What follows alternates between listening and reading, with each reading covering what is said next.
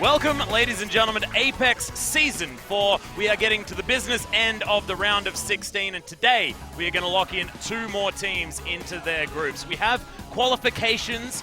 At least one team from each group has already made it through to the round of 8, but we're yet to decide that second place for 3 of our groups. And what that means, because we powered through the group stage with 3 match days a week, we've got 2 matches that decide, like you say, the group advancing. And it's one of those surreal points where we feel like we're just getting to know all these new teams this season because we didn't have the foreign teams coming through. We had these teams that were just basically auto-promoted from Challenger. We just get to learn about a little bit about them. But 2 weeks later, some of them are getting eliminated. And today, NC Foxes and GC Busan will battle against some established Apex teams in Kongdo Uncia and also the Afrika Freaks. So it does feel almost like it's that surreal Challenger versus Apex, established versus new.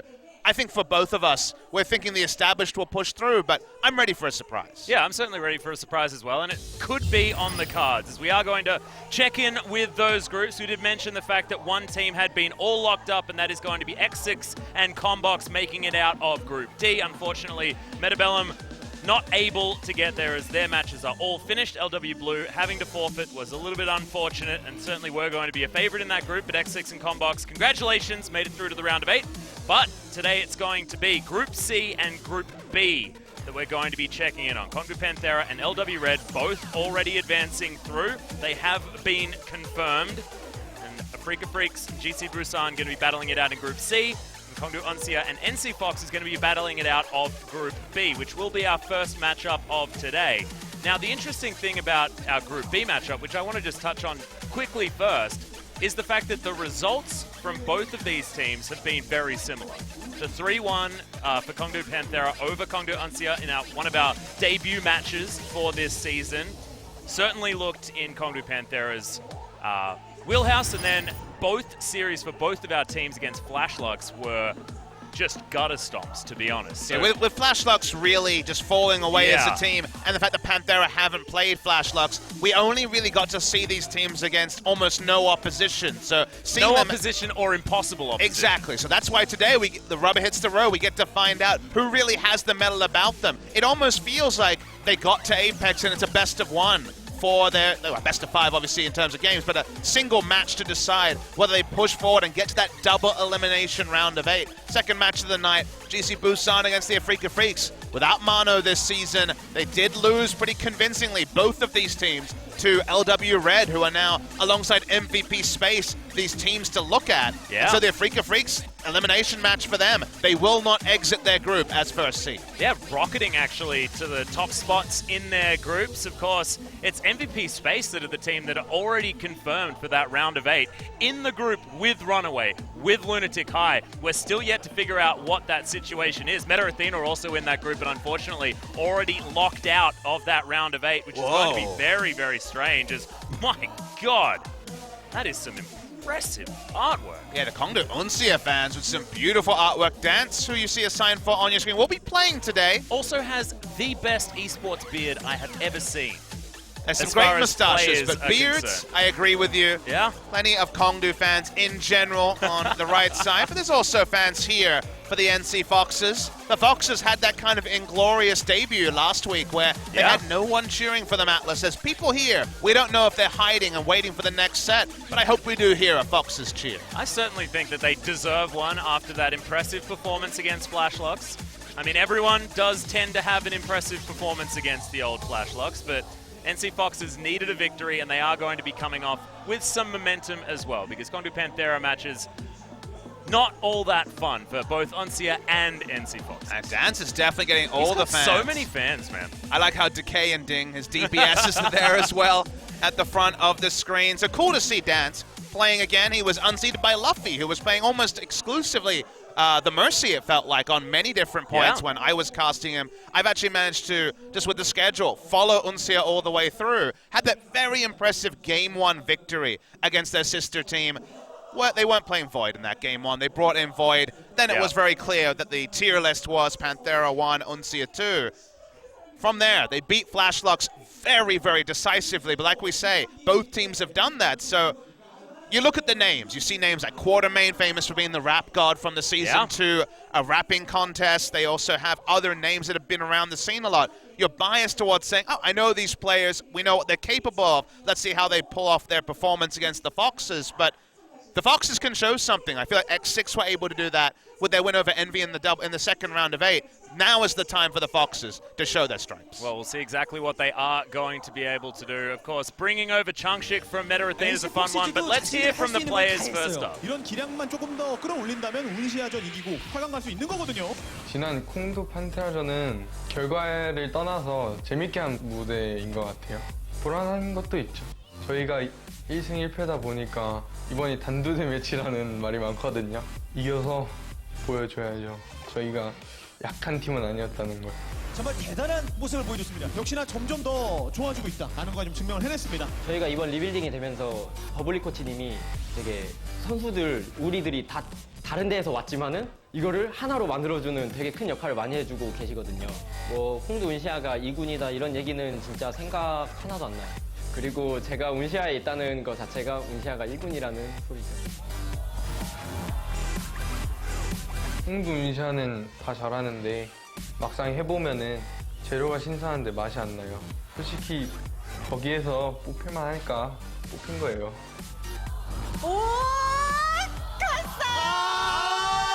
형제팀이 같은 조에. 뽑아주셔서 정말 감사합니다. 일단 NC가 팀적으로 뭔가 움직임 플레이를 보여주는 게 없더라고요. 둠피스트의 한 방? 진짜 그거 말고는 없을 것 같아요. 실력이 아닌 운의 한 방이죠. 운시아에는 퍼스트 해줄 사람 있나? 딜러가 3명이다 보니까 조합을 바꿔가면서 하잖아요. 너무 혼합된 맛인 것 같은데. 검은 맛? 콩두 둘이서 올라가는 꼴 보기 싫으니까 이번 경기로 서열정리해야죠. 기대돼. 띵과 DK 선수한테 다 잘리지 마시고 제가 좀 주목받을 수 있는 그림이 그려지도록 많이 분발해 주시면 되게 고맙겠습니다. 너네가 올라갈 거 기대하고 있지? 근데 우리가 더 무서운 거 보여줄게. Let's get it! 에이펙스 8강 올라간 팀은 운시아? 엔시아.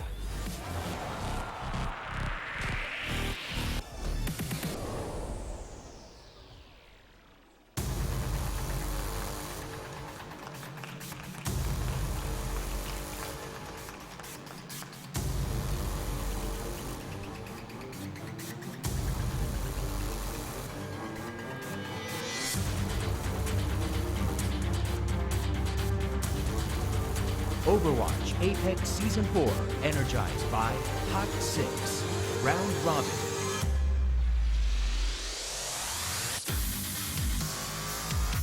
Today's matchup, NC Foxes, Kongdu Uncia.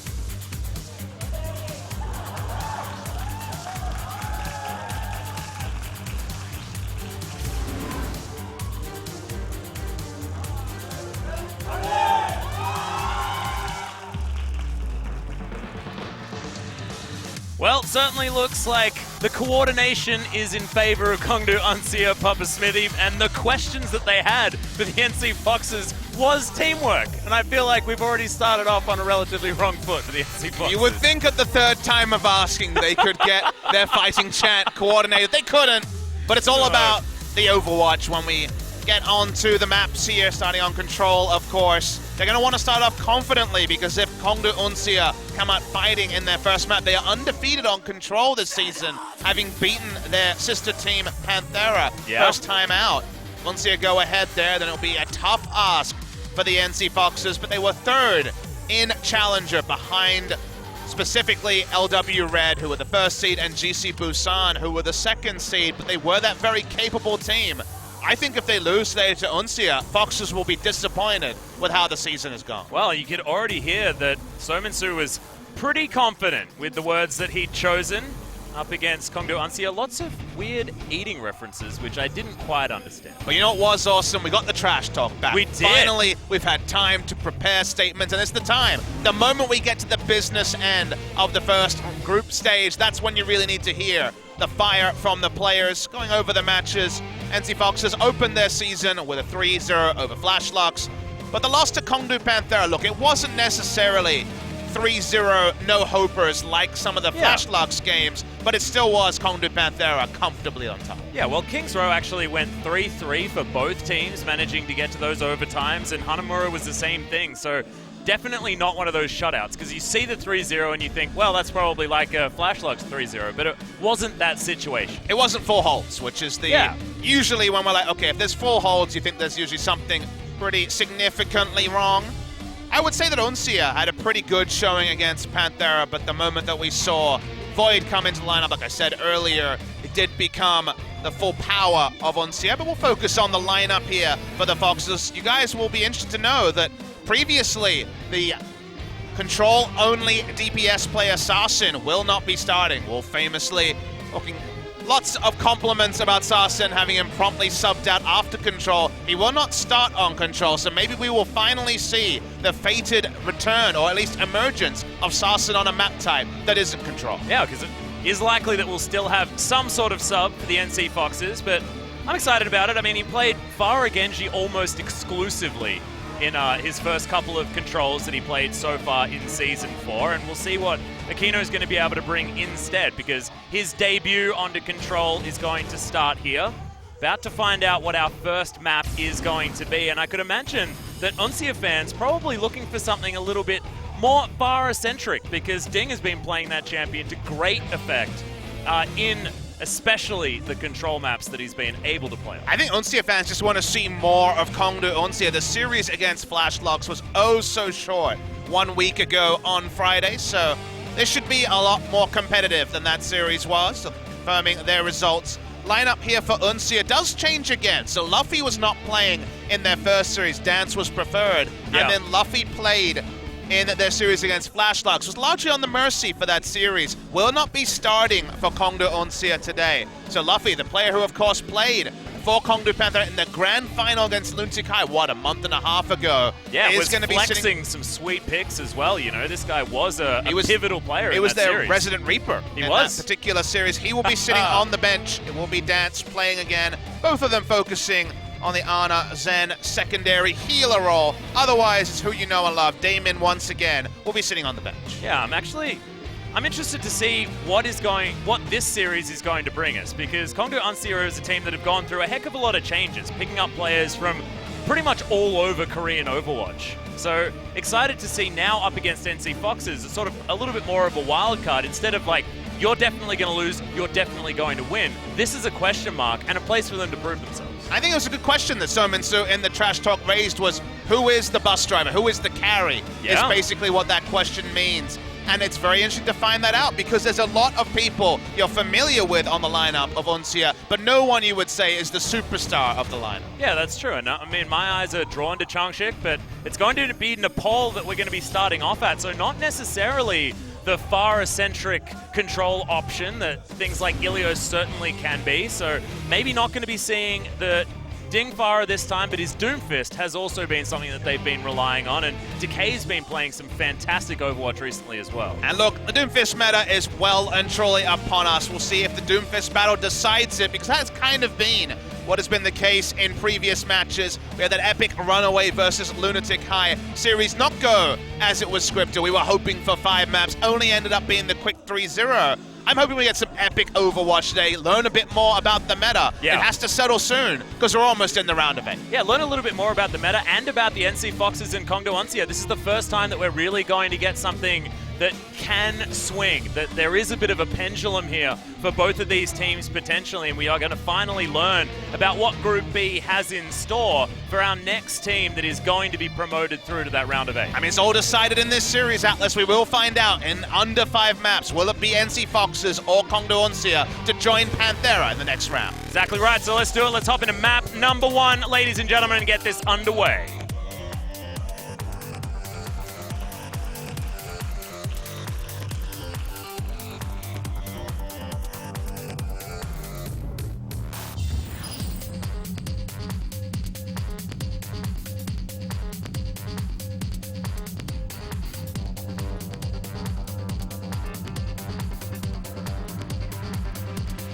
I get it.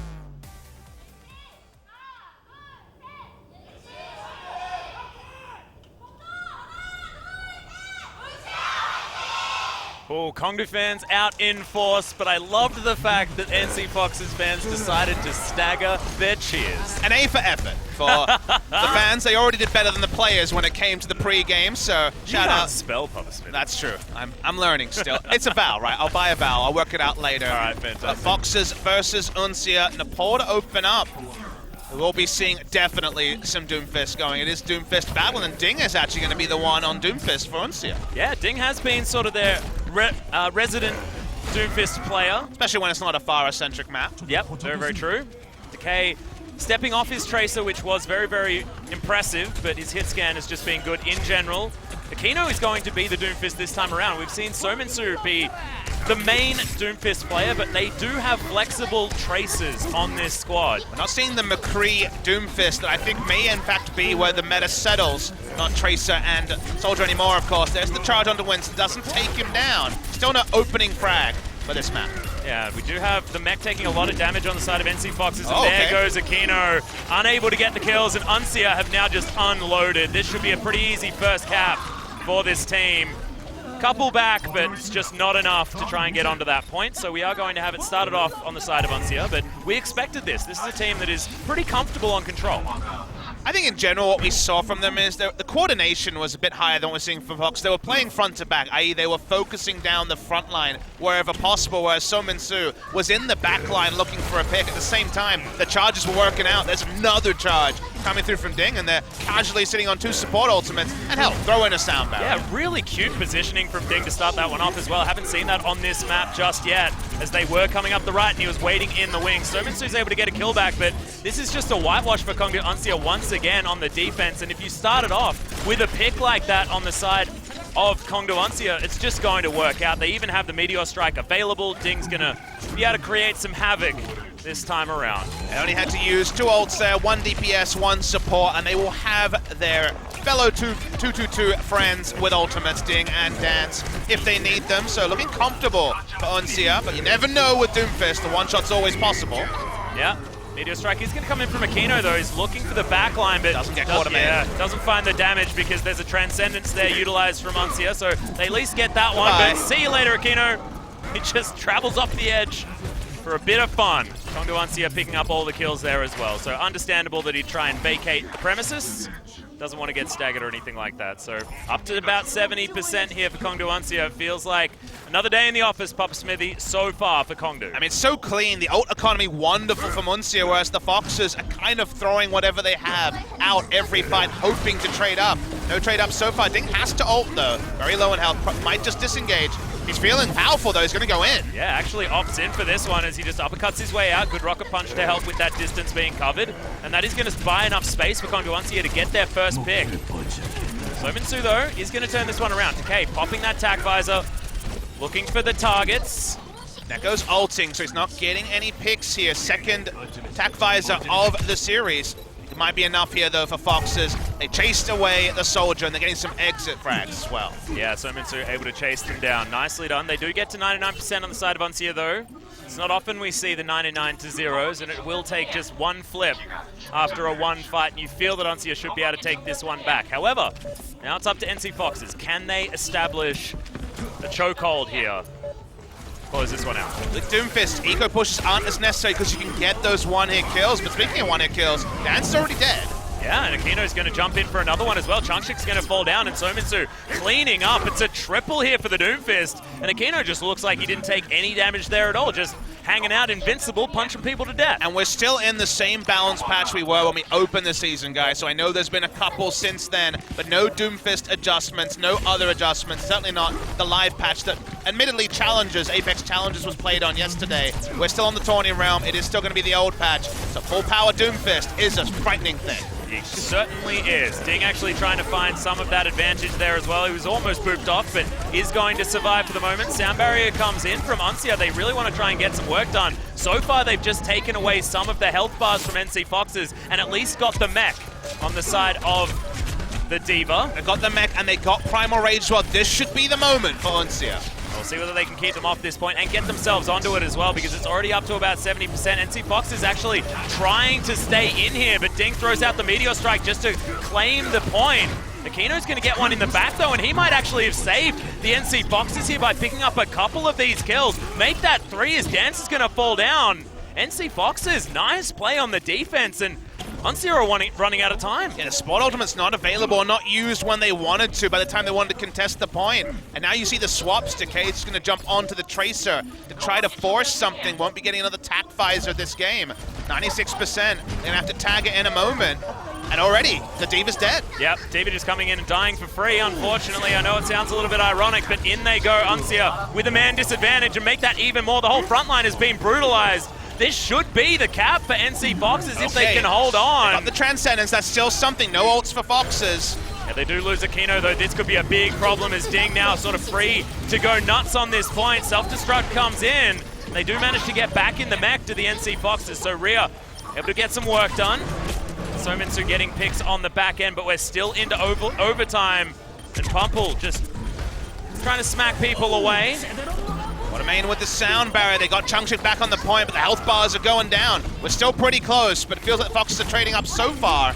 Yeah, the front line is just getting eviscerated on the side of Kongu Panthera. Once again, they've lost everyone, but there are kills going back and forth. Not necessarily sure who's going to be winning this one, and there is even that pilot D.Va still hanging out, able to remech potentially, and hops back in. So Kongu Uncia, this could be their opportunity with a tank now back on. And Quartermain, they're asking where the bus driver was, and it might just be this Lucio. Going so long on this final contest. 99 still held by the Foxes. Primal Rage available again. That is the flip. He's looking for Dance, and they do at least get the flip, so we're back into overtime again, but over the other side, Free is going to fall down. Chungshik has made his way back into this fight, though, and Quartermain is untouched. Ding and Decay are okay for the moment, but no, Ding is going to fall down, and the Tracer, the only DPS remaining. Rhea gonna make his way back onto the point. This overtime has gone for so long, Papa. Need to focus down Quartermain. He's up to 80% on his next sound barrier. He's been a monster on the point. Yeah, it's almost like 3 sound barriers could potentially come in here. He's taking down at 97%, that's Free big. Comes in, that's massive, but it is going to be the flip over. NC Foxes back in their overtime, and they are going to win it. Man, that was one hell of a .1, and we thought that this series could potentially deliver, and it already has. Pour one out for Quartermain. He played so well in overtime. Insane play on the Lucio. Not enough, as we thought it would just be some eco pushes and then push in. They had all the time, but the reverse cap from 99 came through. And even though there was some heroics to delay it, about 3 minutes played in pure overtime, not enough in the end. The coordination that was there at the start, when under the pressure, wasn't there for Uncia. And surprisingly, the Foxes take down Shrine. Yeah, it's nicely done as well, and it's off the back of a lot of Aquino's really good play on the Doomfist as well. Sarsen, you know, was the sub in. Aquino was the one that came out most of the time, as we're going to watch Quartermain being a beast. He was just so good on this point. This is right down the end. He was down to 97%, got back in. He was tagging the point. 1v3, 1v4 while they were waiting for respawn. We're jumping on to our next map. For once, we're seeing the fight on the other side of Village. Village coming in does mean that Ding can hop onto his Farah, and Dance for the first time is going to hop onto that Mercy. They're going to start with some trades of kills, but it looks like Uncia once again going to be getting the better of them as far as winning that kill trade to start things off early. No surprise when Ding's in the lineup that someone is playing Mercy. They played almost exclusively with Mercy in that series when Luffy was playing, so an adjustment there, but Ding takes down another exit fight. A little casual salute will be healed to full, and it's so hard to re-attack Village against Farah. If you don't get it on the first cap as a Farah team, you might consider changing off Farah, but when you do claim it, the extra verticality is a real headache to deal with. And he's going to have Rocket Barrage already. As I say it, it is going to come back up, and that's after only 1 push as well, which is insane. Actually throws it out. Phenomenal flank comes in. No defense matrix. And it's instantly the triple kill coming out for the Farah. What a team play. Quartermain came from behind, booped, and threw off the defense matrix from getting value. And then it was a huge missile barrage, like you say, just taking away the hopes from the side of the Foxes. This was the story in the first map. We don't get too excited yet, but Uncia in full control. Yeah, and we know Ding is a phenomenal Farah, but that coordination from that play, and coordination was a question mark here for Kongu Uncia. Once again, back on the point already. People getting softened up. So Min-Soo was looking for the pulse bomb, but didn't really find any joy whatsoever. Nico able to get one, but that's about it. That's going to be the res coming in. Only on one man, but it's when it's the front line that is so important. It's Changshik with Primal Rage as well, so it's happy to die. Pops the Primal Rage, will be alive forever. Since the fight has taken multiple different angles, they do get the cap here, NC Fox. Yeah, Flip was a little bit cheeky there, but the kills going in favor of Kongdo Uncia is important. So Min-Soo doing what he can to be frustrating, but he's not going to really create much space. Ding actually just going to rocket him off. And that was a very quick flip back, only 13% gain. I mean, maybe he was second in the Doomfist battle, but he's the only Pharah, but a very impressive Pharah coming through from Ding. Dance doesn't have the res available this time, but everything else, a good news story. They have to rush the point, but Barrage used again, and it takes out Neko. Yeah, Neko is going to be taken... With Transcendence. Yep, this is the thing. Decided that he couldn't actually use that button, and that's going to be the sneak up, and Decay gets rid of his opposite number. So Min-Soo on his Tracer as well. So he's held onto that Pulse Bomb. We saw him actually dashing in, threatening with that ability, but decided that they didn't need it, and he was correct. Kongdo Uncia easily able to get to 99% once again as we are into overtime. Thankfully, NC Fox's fans, they are going to be able to make it onto this point, and can they once again have a heroic performance? We've got a sound barrier coming in. So Min-Soo gets the first kill though. Takes Changshik down with the Pulse Bomb at the end of the Transcendence. Couple of picks here for the Foxes. Dance is low, dies just as res comes available, so wasn't able to res on the point. We'll have it for the next attack, but nothing to pair it with other than maybe a Primal Rage. Yeah, Ding still floating around up really high, but has to get away from this point because their front line was obliterated. So it is going to be that flip back. And I've seen this story before, Papa, and it could be that NC Foxes could get there again. They're sticking with the Pharah, maybe for one more push only. They don't really have the luxury to do it for two. Close to the barrage, so perhaps that's why the decision was made. We're seeing NC Foxes come out from the point, so there is still some rockets coming in. It's his Dance. Yeah, we do have the res, but it's only onto one because, of course, you can't res a mech. And Aquino's going to just continue picking up kills. The whole support cast of Kongdo Uncia has been obliterated, and Ding is going to go down as well. That is so much of that complementary DPS from Kongdo Uncia. They're going to stave them off once again as we're up to 60%. They take off the Mercy. Don't feel that they'll build up another res. Go for Zenyatta. See if they can get value out of that. Four ultimates though, yeah. available. Finding a way to demech Rhea is probably the biggest thing here. Get the maximum value out of the barrage. They're still trying to re-attack with the Pharah. There will be no swap, you'd think. Oh no. Yeah, not going to be able to find any joy on that one though. So Min-Soo, I believe there was a defense matrix hanging out. It's going to be the kill into Pumple in the end as Ding, getting so much work done. Good self-destruct comes out from Free, creating space and being able to pick up a cheeky kill there as well. Transcendence is in. Nico wants to try and keep the NC Foxes alive, but it's a little bit late. We are going to get the flip back. Kongdo Uncia wanting to even out this control map, and they're getting the kills. It should be their opportunity. I believe we said that in the last point though, so we'll see what the desperation play is going to be from NC Foxes, but it's looking far more dire. Yeah, a lot more comfortable this time. They even have Transcendence, haven't felt pressured to use it yet. I think we're going to be going 1-1 Atlas, and there's the confirmation. Yep, there it is. So we're going to be sticking in Nepal for one more map. See whether Uncia are going to be able to turn this one all the way back around again, but NC Foxes did still look competitive towards the end of that one, getting that flip back and getting the successful defenses. I believe one more of those team fights, if it had gone their way, could have been once again the same story, and we could have got to a 2-0 victory for this squad. My take-home good news story was that Ding's Pharah was exactly as strong as we remembered. He only ran him, I believe, in the first day on Dorado, and he was largely on the Pharah that time. His Pharah was impressive, paired with the Mercy, but by the end it was closing without the Mercy. Just used the last barrage to get rid of the D.Va mech, and that was enough. He's going to stick on Pharah, even on Sanctum, which is an interesting choice. Can get a really strong concussive grenade and potentially knock people into the middle here. Going to try and do the same thing here as Nico's going to keep boosting him up. Actually needs to be healing because Ding's been hitting those rockets, and Pumple's going to start this one off by taking down Dance. Oh, wins the battle. Wouldn't expect that as you can see Ding, some signs of frustration. You love the head-to-head cam there for the Pharah versus Pharah battles. Yeah, Pumple actually going to come back, takes down the D.Va and the D.Va mech as well. And Nico looking impressive here to start off this pharmacy. And the first time we've had The first cap being from the NC Foxes was double 99%, not 99%, the second one was 60, but very strong captures coming through from Uncia, so they'll have to re-attack. It's going to be mirrored comps this time, so Pharmacy on both sides, and like you say, winning the far versus far battle against Ding is a feel-good moment for the Foxes. And Aquino's going to be able to take down Dance once again. He's only up to 20% on that ult charge as well, so we're not going to be having very many revives. Aquino taking the wrong end of some of these rockets and not being able to hit his own means that Ding is actually winning this one out for the moment, does get the counter kill, so even that one up as far as that scoreline. But meanwhile on the ground, NC Foxes are picking up the kills and getting all of that ult charge happening. Nico's so close to the res to complement everybody else with their ult up apart from Aquino. Yeah, I mean, Uncia trading well in the far versus far, but otherwise going very, very even, while control is still held by the Foxes, while they haven't feel pressured to use a single ultimate. Gonna have to find something creative from Uncia.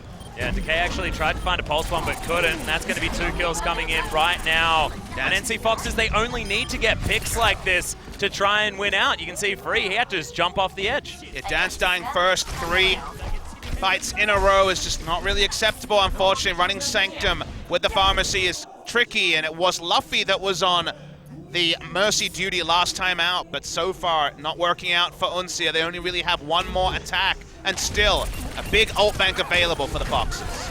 Yeah, Decay, he's going to do what he can to try and charge up this pulse bomb and get the work done. Okay, looking for this pick off. They do invest into it. Ultimate is going to be available very soon for Quartermain to try and get this attack, as there's the res onto Aquino. Self-destruct comes in. It's actually a double kill. Yeah, gets the whole Pharmacy out of the sky. Not a lot of places you can run here. So it's understandable that those kills with the self-destruct are a little bit easier to come by. And now Uncia finally showing signs of life here at 99% to 0. Really nice stuff from Free after the Mercy res. They're going to be in position to die to the self-destruct. Love the timing there. Got maximum value from that ability. And now it's Uncia that holds the cards because they have the ults. Only Kino coming out with the barrage of his own. Yeah, it's not often that you see flips like that where 4 ults remain as well. Looked like it was only Ding with an opportunistic rocket barrage, as Aquino's going to throw out his as well. Chungchik is going to go down, and they're going to continue. The whole front line now melted as Dance wants to get the triple res, gets the double. So at least D.Va and the Winston back in this fight, and Decay, he's taken down Nico. He didn't have the res, however, Uncia smashing through the NC Foxes. They did get about a third of the way through capping the point, but just wasn't enough, and Dance finally shows up on the Mercy. It's one of those realities when Mercy's in the meta, as you see sometimes teams will just extend themselves in situations where they don't need to die because they're happy to just turn the fight with the res. So they took Barrage, just swapped it for the res, no other ult available at the time for the Foxes, and ends up being a good trade. We're seeing Ding under almost no pressure as, okay, yeah, another self-destruct comes in. Ding is going to go down, so nicely done. It shows that NC Foxes can do that one too. Sominsu trying to get some work done, and Quartermain has been taken out. The mech in a lot of trouble as well as Free does have to get the hell out of there. Pilot D.Va is going to follow suit. They only need a flip over as Nico coming in doesn't quite have res, but only needs 9% more to try and get that one going. Dance much further away as there's the recap. And I believe NC Foxes should be able to do it unless Decay can have some real heroics. Nico's going to get Hyok back up, and Ding comes in with the rocket barrage, but is he on the point? I'm not sure he is, and there's a defense matrix there to keep things going. Free has respawned, so this is going to have to be one hell of an amount of heroism to try and get this one done. Nico goes down, Free grabs that. Res onto Ding as well. Yeah, immediately comes down, so at least we've now got numbers coming back onto this point for Uncia. Another self-destruct coming in there, not going to find any kills, but it's still going to buy enough space to get NC Foxes control and a 1-0 lead in this series. It was kind of surreal that they had control in a mirror match when we had been talking about Ding, and when we saw on Village the insistence of running the Pharmacy on the side of Uncia. This time the Foxes took early trades advantageously in the Pharmacy versus Pharmacy battle, built a lot of free percentage, and even though there was some feel-good moments for Uncia towards the end, surprisingly, Uncia's first defeat in control for Apex Season 4 is to the NC Foxes. Yeah, and if we think back to Shrine as well, our first map of the day, Aquino was playing that Doomfist to some fantastic effect. Just shows that him and Ding really sharing that hero pool, and Aquino's making it look like he's the one that's in charge as far as that matchup. Ding certainly getting the better picks early on in the Shrine, but as far as the result is concerned, NC Fox has made it look good. No Sarsen, no problem for the Foxes. They pick up their first victory with this DPS duo in control. So good stuff for that. We'll see what Uncia wants to do. It's moving to hybrid on our second map. For now, it seems like no substitutes. Foxes finally pick up a win in their first map. Why change things up? If it ain't broke, don't fix it, Papa Smithy. Now let's see where Uncia want to go. It is going to be King's Row. And this is where NC Foxes decided to go as well against Kongdu Panthera recently. It went the full distance last time around. So the second Kongdu team to throw down this gauntlet. Our first hybrid map of choice. And you always feel a bit blessed when it's King's Row because we know this is the hotbed for innovation. This is where so many different comps can be run. You can run Pharmacy, you can run the Phalanx, Zarya, Reinhardt comp, you can run oh so many things. Should be a competitive one. Hongdu Uncia want to avoid going into the first break, facing 3 match points with their tournament lives at stake. Exactly, and I'm excited to see what Changshik is going to do. Of course, remember, he came from Meta Athena. This was the team with Hoon, the team known for Zarya Reinhardt, these sort of compositions. So what do they have in store for us? I'm excited to find out. King's Row, like you say, one of those maps that can provide us with anything. So let's do it, guys. Let's hop into map number 2. Let's head over to King's Row.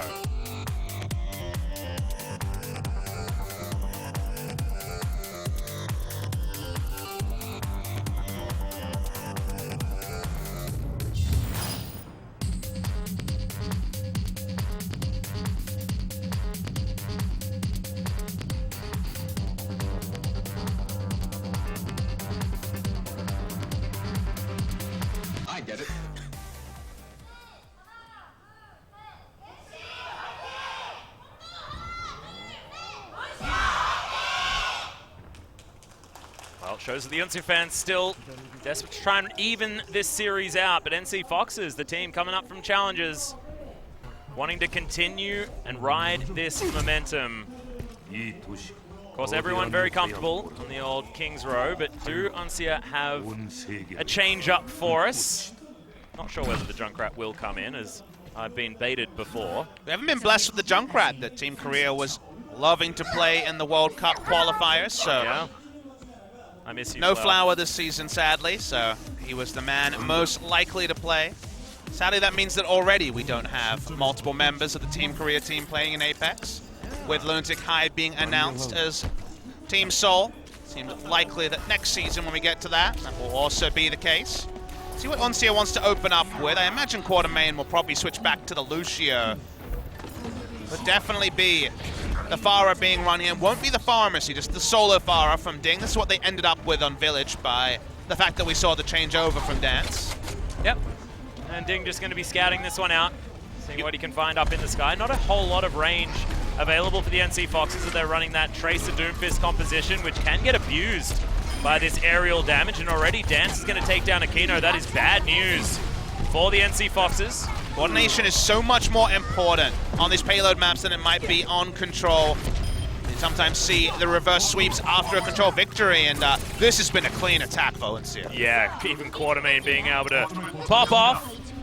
We are going to get that cap. Looks like they're going to waste absolutely no time. How much was that, like 20, 30 seconds? Yeah, about 40, 50 altogether means a big time bank. Oh, they were going for the delayed hold as well and just couldn't get onto that point. Teams have gotten so much better at repelling those last-second pushes, just like they have at respecting the EMP from Sombra. We see less of the pushes working, just like we see less Sombra. So clean stuff from the side of Uncia.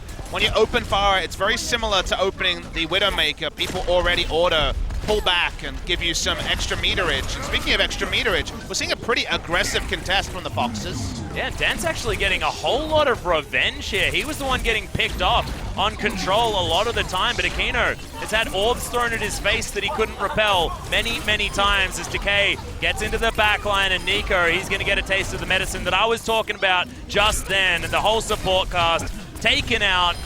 And this Streets phase looking very similar to that point A capture. It's gone super fast. Yeah, the coordination wasn't there from Foxes. They were leaving their supports exposed as the back, trying to fight on the cart against multiple ultimates being available for Uncia. So Dance just pops the Transcendence on the point while Decay pops into the back line and takes out Hyok and Neko. So a real failure of communication and positioning means the Streets phase is already being pretty damn fast completed by Uncia. They already have a kill. Well, Rocket Barrage is going to come in, but immediately Ding is going to get taken down. It's unfortunate stuff, but Defense Matrix is pretty hard to deal with when you are a Pharah.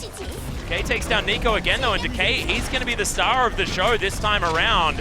Free takes out Sominsu, and look at this. Aquino, he's going to respawn once again, but he's just being slaughtered on the backline almost every single time. Thankfully, there has been a slight hold on this payload, and it's good positioning as well because the run back is more difficult for Uncia if they ever have to do it, because right now, everyone's alive. Yeah, it looked like they were just trying to delay. They were using their ultimates one by one to buy time. Rio used the self-destruct, got the mech back, had full defense matrix, but not enough to buy time, Atlas. It's been one-way traffic. Even if you just focused on the kill feed, it's been all Kongdo Uncia. So the Foxes for now, just in disarray, and Quartermain, his battle Lucio is working out. Oh yeah, Lucio versus Tracer is one of my favorites because utilizing Lucio to take down that annoying, pesky backline diver is just satisfying. Quartermain making it look easy as well as Free takes down Pumple. Ding getting right into the thick of things, charging the rocket punch, but it looks like he doesn't even really need to be doing it because the rest of his team is tidying up this fight. Ria's going to be taken down, and that's going to be the payload moving once again. We're getting close to pushing this one out. It's 4.5 minutes on the clock. This is a disaster for the NC Foxes. Remember, Kongdo Uncia chose this, and now it looks like we completely understand why. Self-destruct flying through, and Ria does take down Chungshik with it. The kills are still going backwards and forwards. We've got a sound barrier here from Quartermain to just boost up Uncia and get them moving in to try and take down this point. Ding picking up kills. Primal Rage is there from Pumple, trying to get what he can done, but don't know whether it's going to be enough. See the ultimate used there by Ding on low health, probably just going to reposition. Doesn't want to die here. Chungshik died with his ult up. That might be crucial. They could have just capped it here. But that's why NC Foxes, they got a little bit of a lease of life. They're buying a little bit of time. Yeah, they don't have the Diva to try and get the work done. Thankfully, Sound Barrier does come in for the NC Foxes. There's often been an opportunity, and Aquino hopping over onto the Doomfist now that we're in Foundry makes a lot of sense, and is going to be able to uppercut Dance to death and get kills on the rest of them as well. So Uncia will need another push to try and lock this one down. That was looking like one hell of a time bank. You just feel overly critical, criticizing a team for not finishing the complete, as we see Quartermain just power walk himself into death, but Chungshik died with ult up as they were sitting less than 5 meters away from the full cap.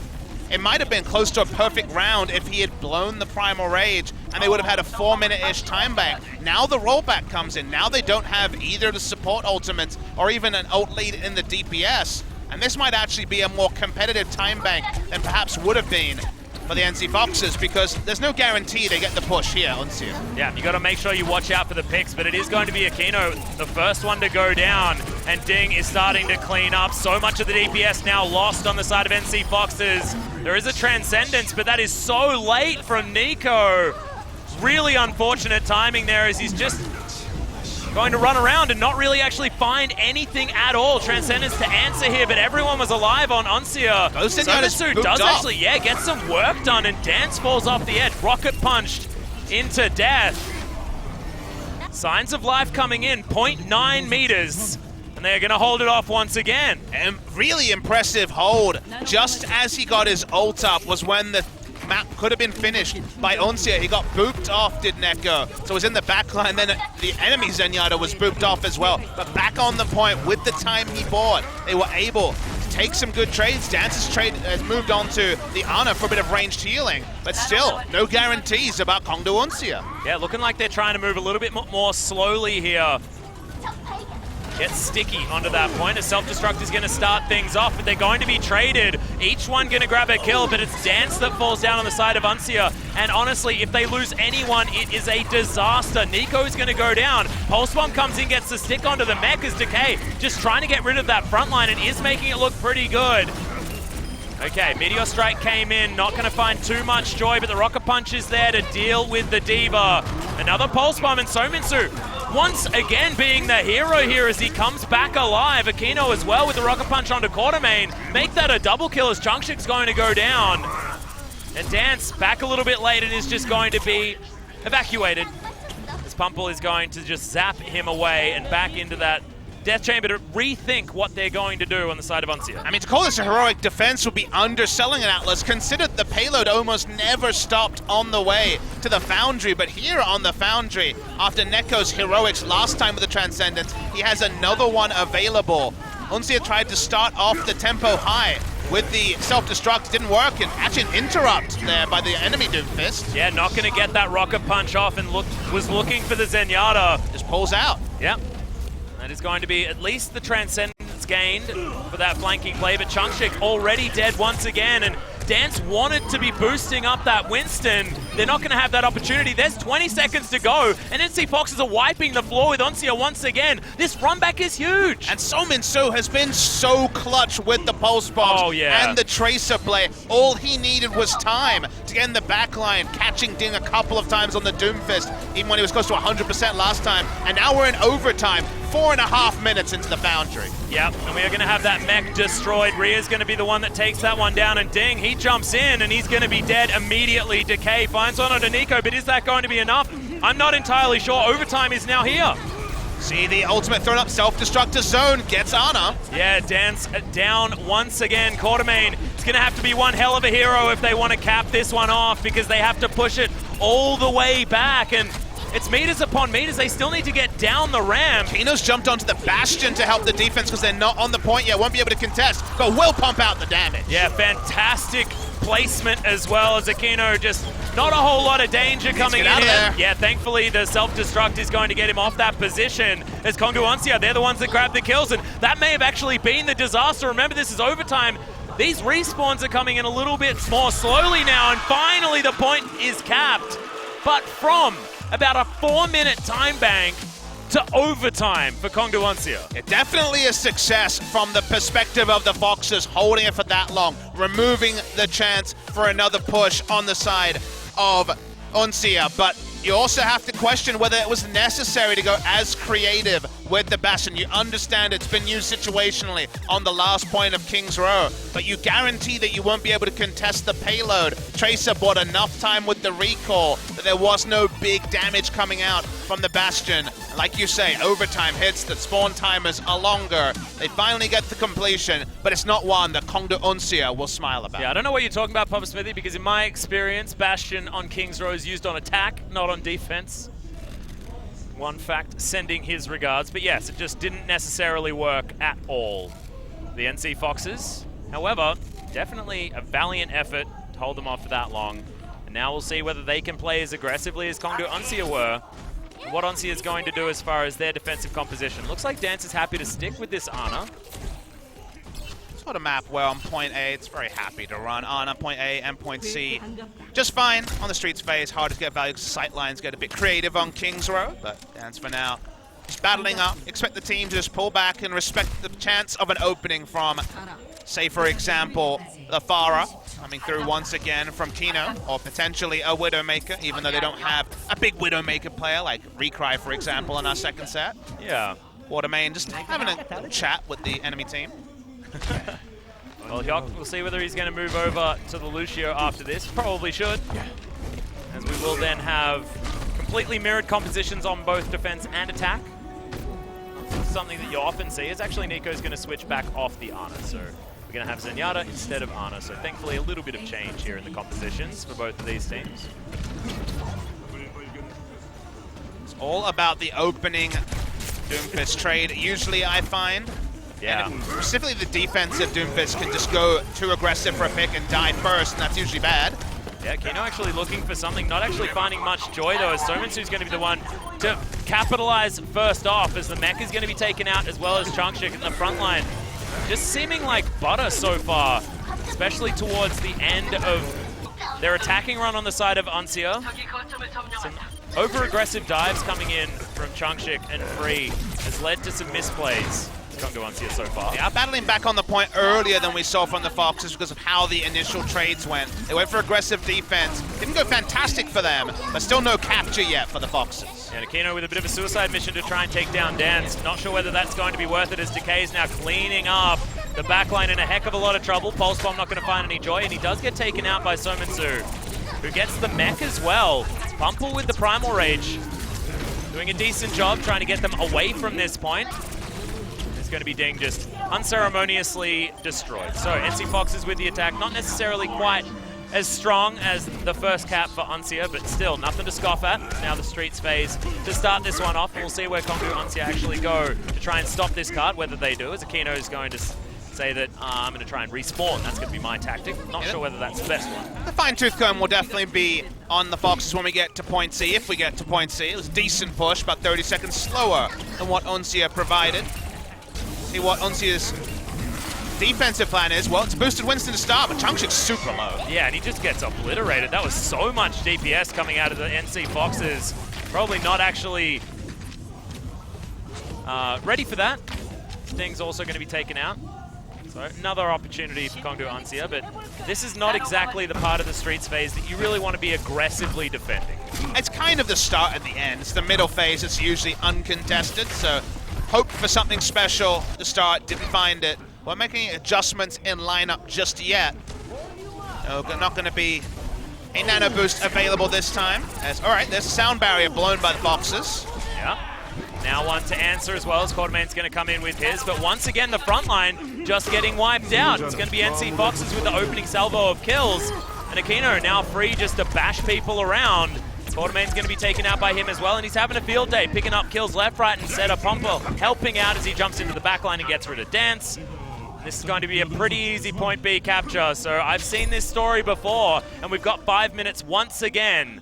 This time for the NC Foxes. I wasn't impressed with Uncia on defense. They could have pulled back when the Foxes used an aggressive sound barrier, but instead we saw Quartermain pop sound barrier after Changshik was already dead. So not great decision making or timings there on the side of Uncia. Does punish them. Decay's in the back line, and a good point A. Yeah. Actually finds Netgo, so that's big. Yeah, delivers the Pulse Bomb. There's going to be Sominsu answering back though, and once again the Tracer so clutch for the NC Foxes. Self-destructs flying through, Decay still trying to be frustrating, and Sominsu is going to fall down to exactly that frustration. Changshik finally has the Primal Rage, so the extra health will help him, but he hasn't been finding the aggressive moves that he's wanted so far, as they finally do get a successful defense. It's pretty late in the piece. Okay, he's been a bit of a lone hand on the defense here for Uncia, picking up big pick after big pick. But now we're rounding that final bend. Could be a huge time bank advantage. We start off with the mech at least. Yeah, Kino's going to be able to punch that one out. Meteor Strike to come in here as well. Frontline's down again. Yeah, it just seems to be the story. It's how this one opens. I mean, I know that we've been saying that it's bad of Uncia, but NC Fox's ability to go front to back has been hella impressive. As yeah, they can park that one pretty easily. Quartermain trying to do what he can, as we will at least have Changshik on this point. Avoids the boops as well as Pumper with the Primal Rage, getting the work done. Kongdu Uncia at least will have the respawn advantage as far as distance is concerned, but look at how close this is. It's a meter away. Kongdu Uncia in trouble. That's going to be that. That is massive stuff there. Insane. They're going to have to attack point A with 3 minutes 30 Atlas to get one tick onto King's Row. The NC Foxes are stealing the lunch money of Kongdu Uncia, who thought they'd be joining their sister team in the next round. But Group B has gone off script. We sat back and wondered, would it be the challenger newcomers or the experienced Uncia and Afrika Freaks today? And at least 50% of those teams are suddenly in a real bad spot. Yeah. Look, we want to go back to what we were talking about with the Kongdu Panthera series. It was still competitive against our runner-up for Season 3.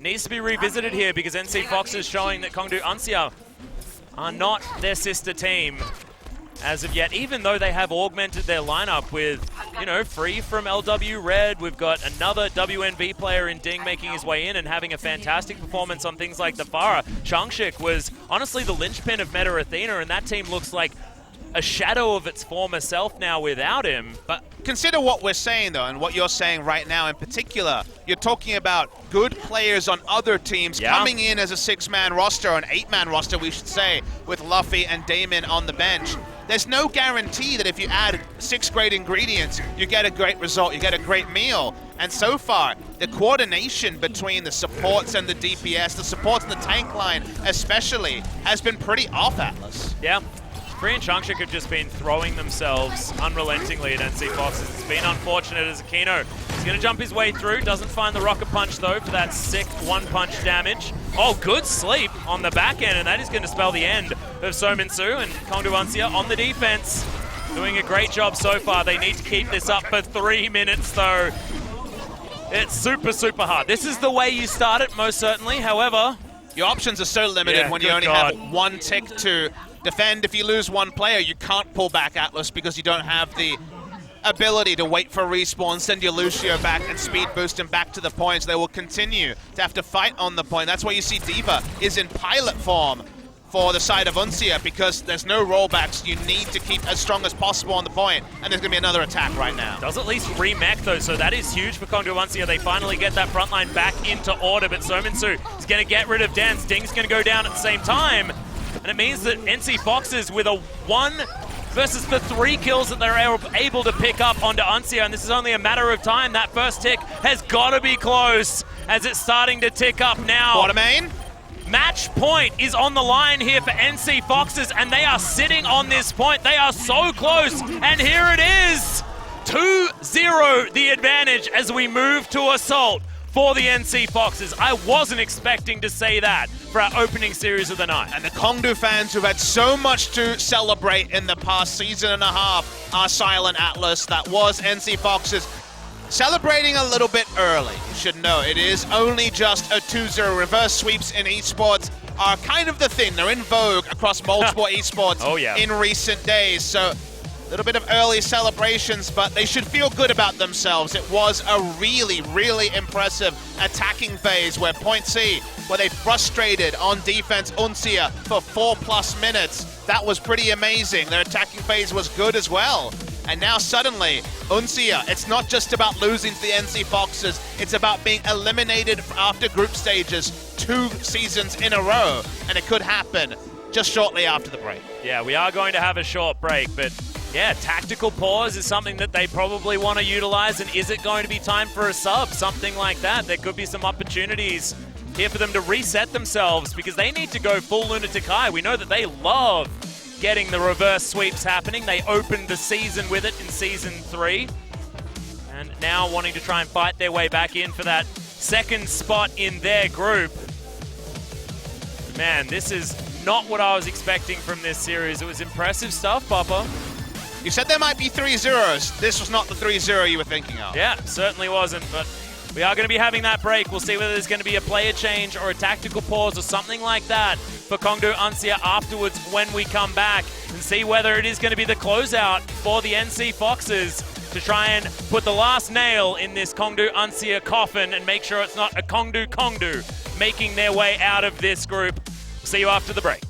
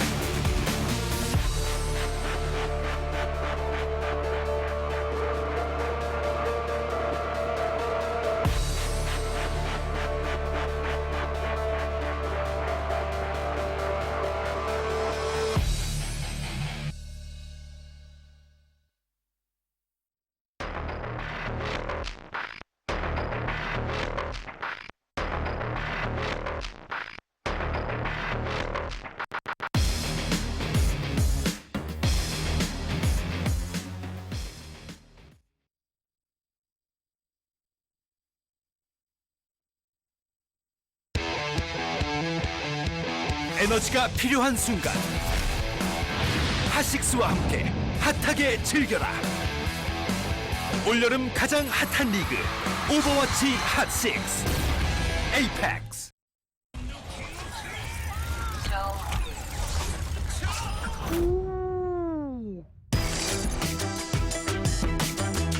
Game, record, and stream without compromise.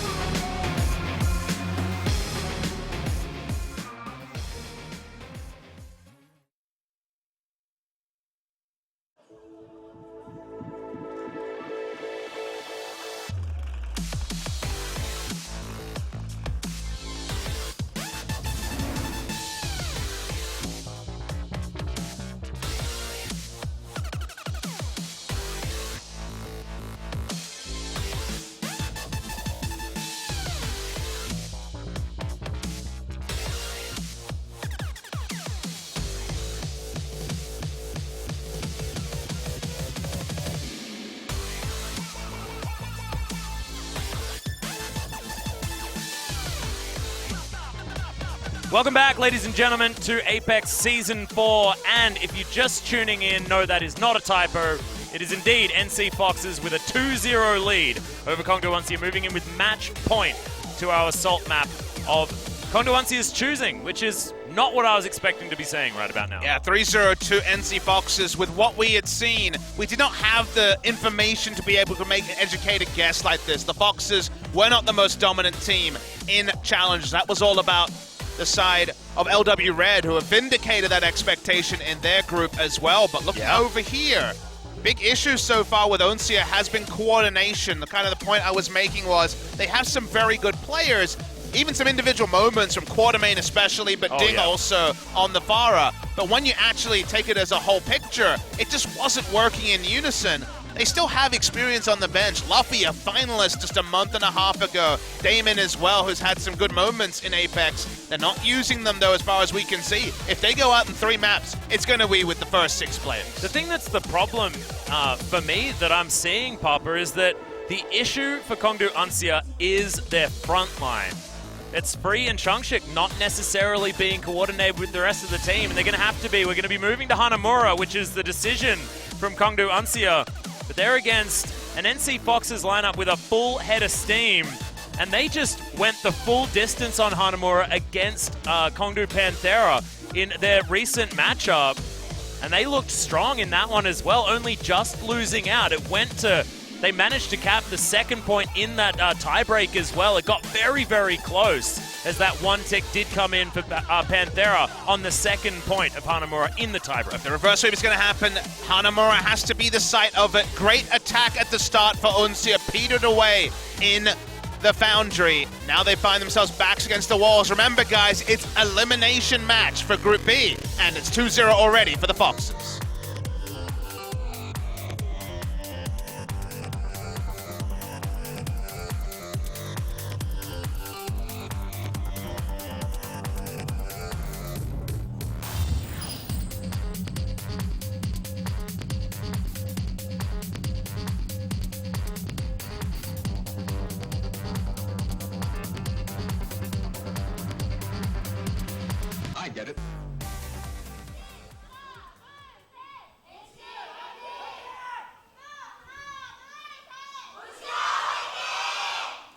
All right, the Uncia fans definitely desperate as we look at beautiful Hanamura.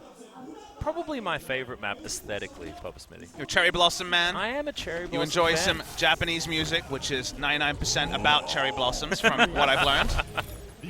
Well, not sure whether that's entirely true. Really, how many times have you heard Sakura ga Hanabi? That is the flowers are in bloom from those petals, and it happens a lot in their music, from what I've heard. But Hanamura, like you say, the site of some good moments for the Foxes. Their fans getting louder and louder.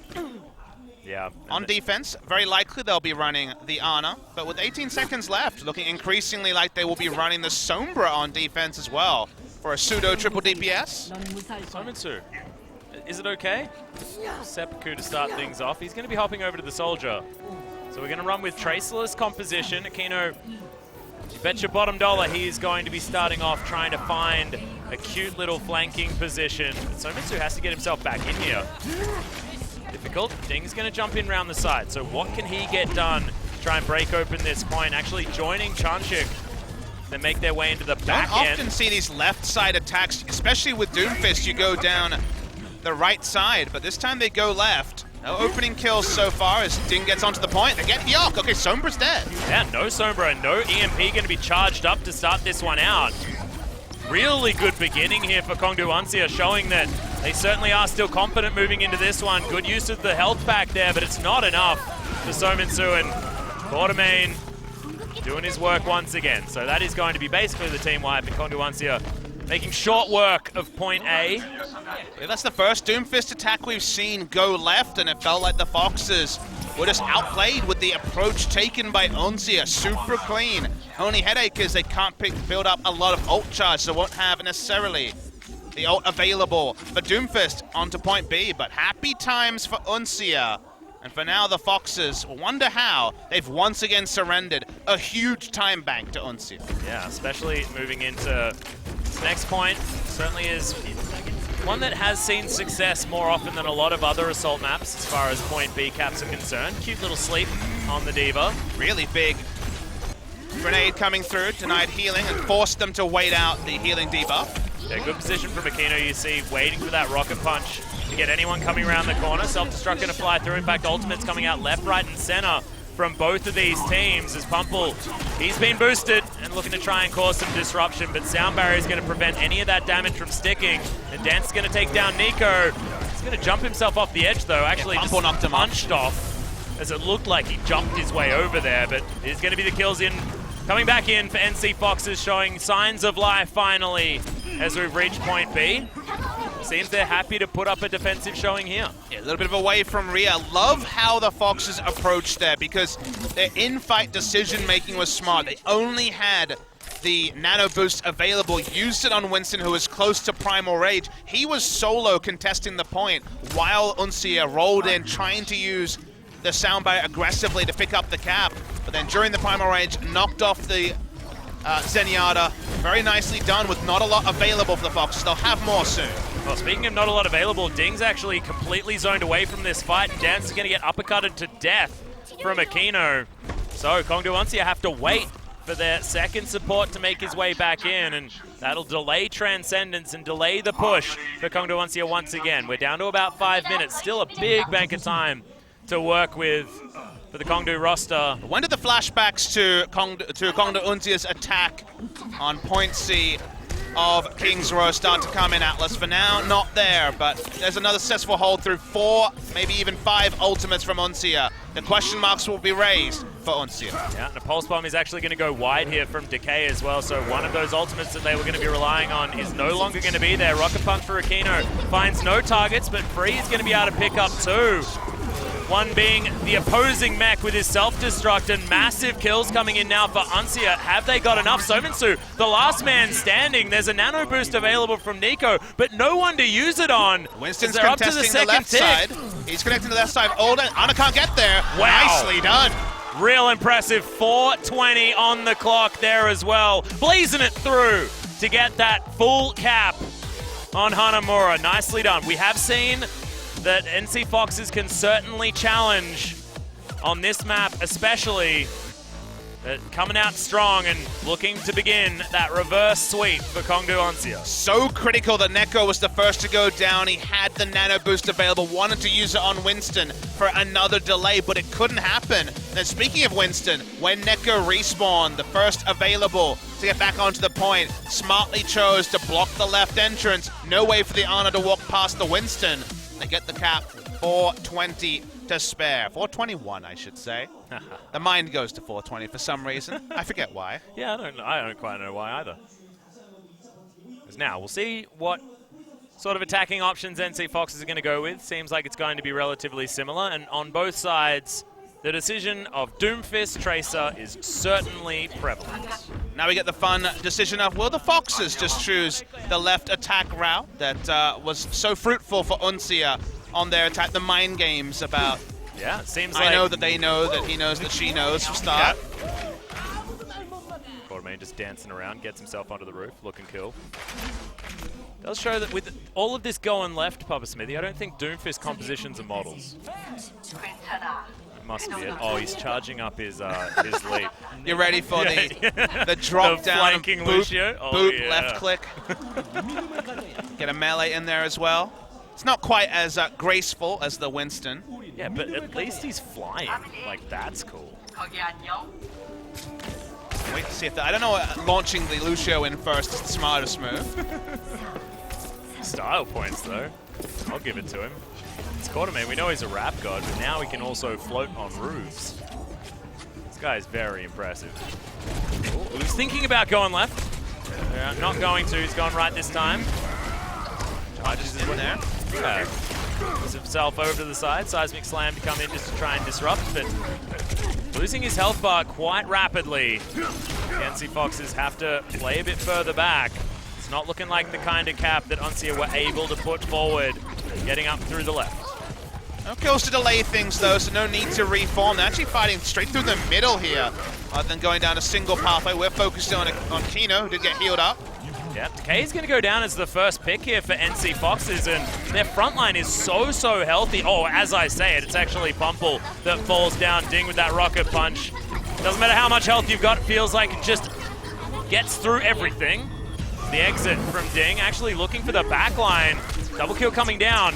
The Pulse Bomb does get the mech, and Chungshik once again going to fall, and it's the front line, the question mark that we had for Uncia is coming up trumps yet again as the ticks are coming in.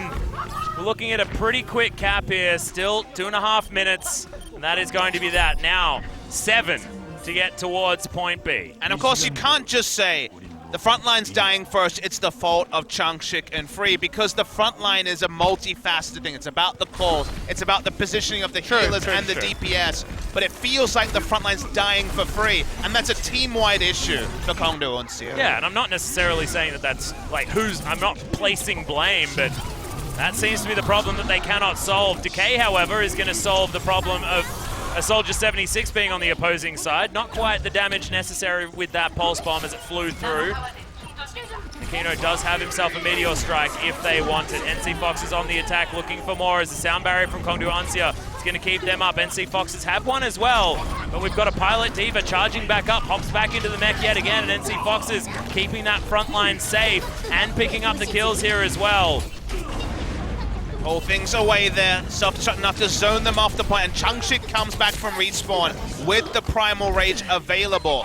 Both Winstons dying with that ability to delay or contest remove will not be a first attack success for NC Foxes. Yeah, we've only got 10% though for Quartermain. Yok as well at a similar point. We'll see which Lucio is going to be able to get to that sound barrier first. Nico's charging, we got another nano, so this monkey could be a bit of a problem for the NC Foxes. Chungshik is going to have a lot of survivability, and in it goes now. Picks up an opening kill pretty quickly there onto Nico, and look at that. Primal Rage just gets rid of both supports. This is going to be NC Foxes going back to the drawing board and trying again.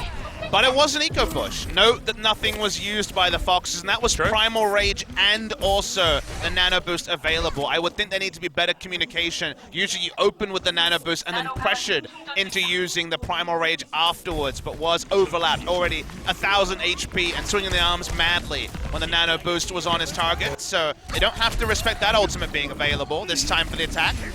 And Ding's actually going to be taken down here very, very quickly. So that eco push that you were talking about, this might be the one that they invest in. They've got a Transcendence. No Transcendence, remember, from Uncia at all. And Sominsu, massive kills. It's going to be Free and Shangshik both being taken out yet again.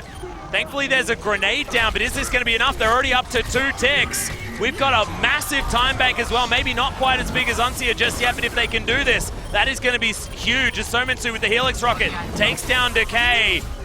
Big jump in as the Meteor Strike's doing some work, but Dink's still going to be taken down, and Nico going to continue this line of kills for the NC Foxes. Looking to try and continue this one. Pumple has been a beast in the front line. Still taking this one up, and there it is. Oh man, that is some quick capping from both of these teams. And that might mean we're going long. We might be going to extra innings in Hanamura.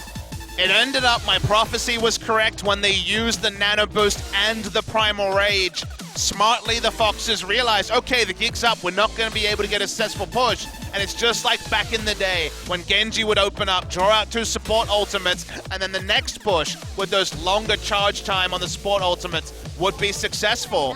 Good decisions, but we will see the Foxes attacking again. 30 seconds less than their opponents, but like you say, still an ample time bank for us to get to potentially 5 caps maybe in this particular series, which we don't often see in Apex. Yeah. Reminds me of the Season 3 final, Papa Smithy. You were certainly casting for many, many, many hours with the amount of times that we were on Assault maps.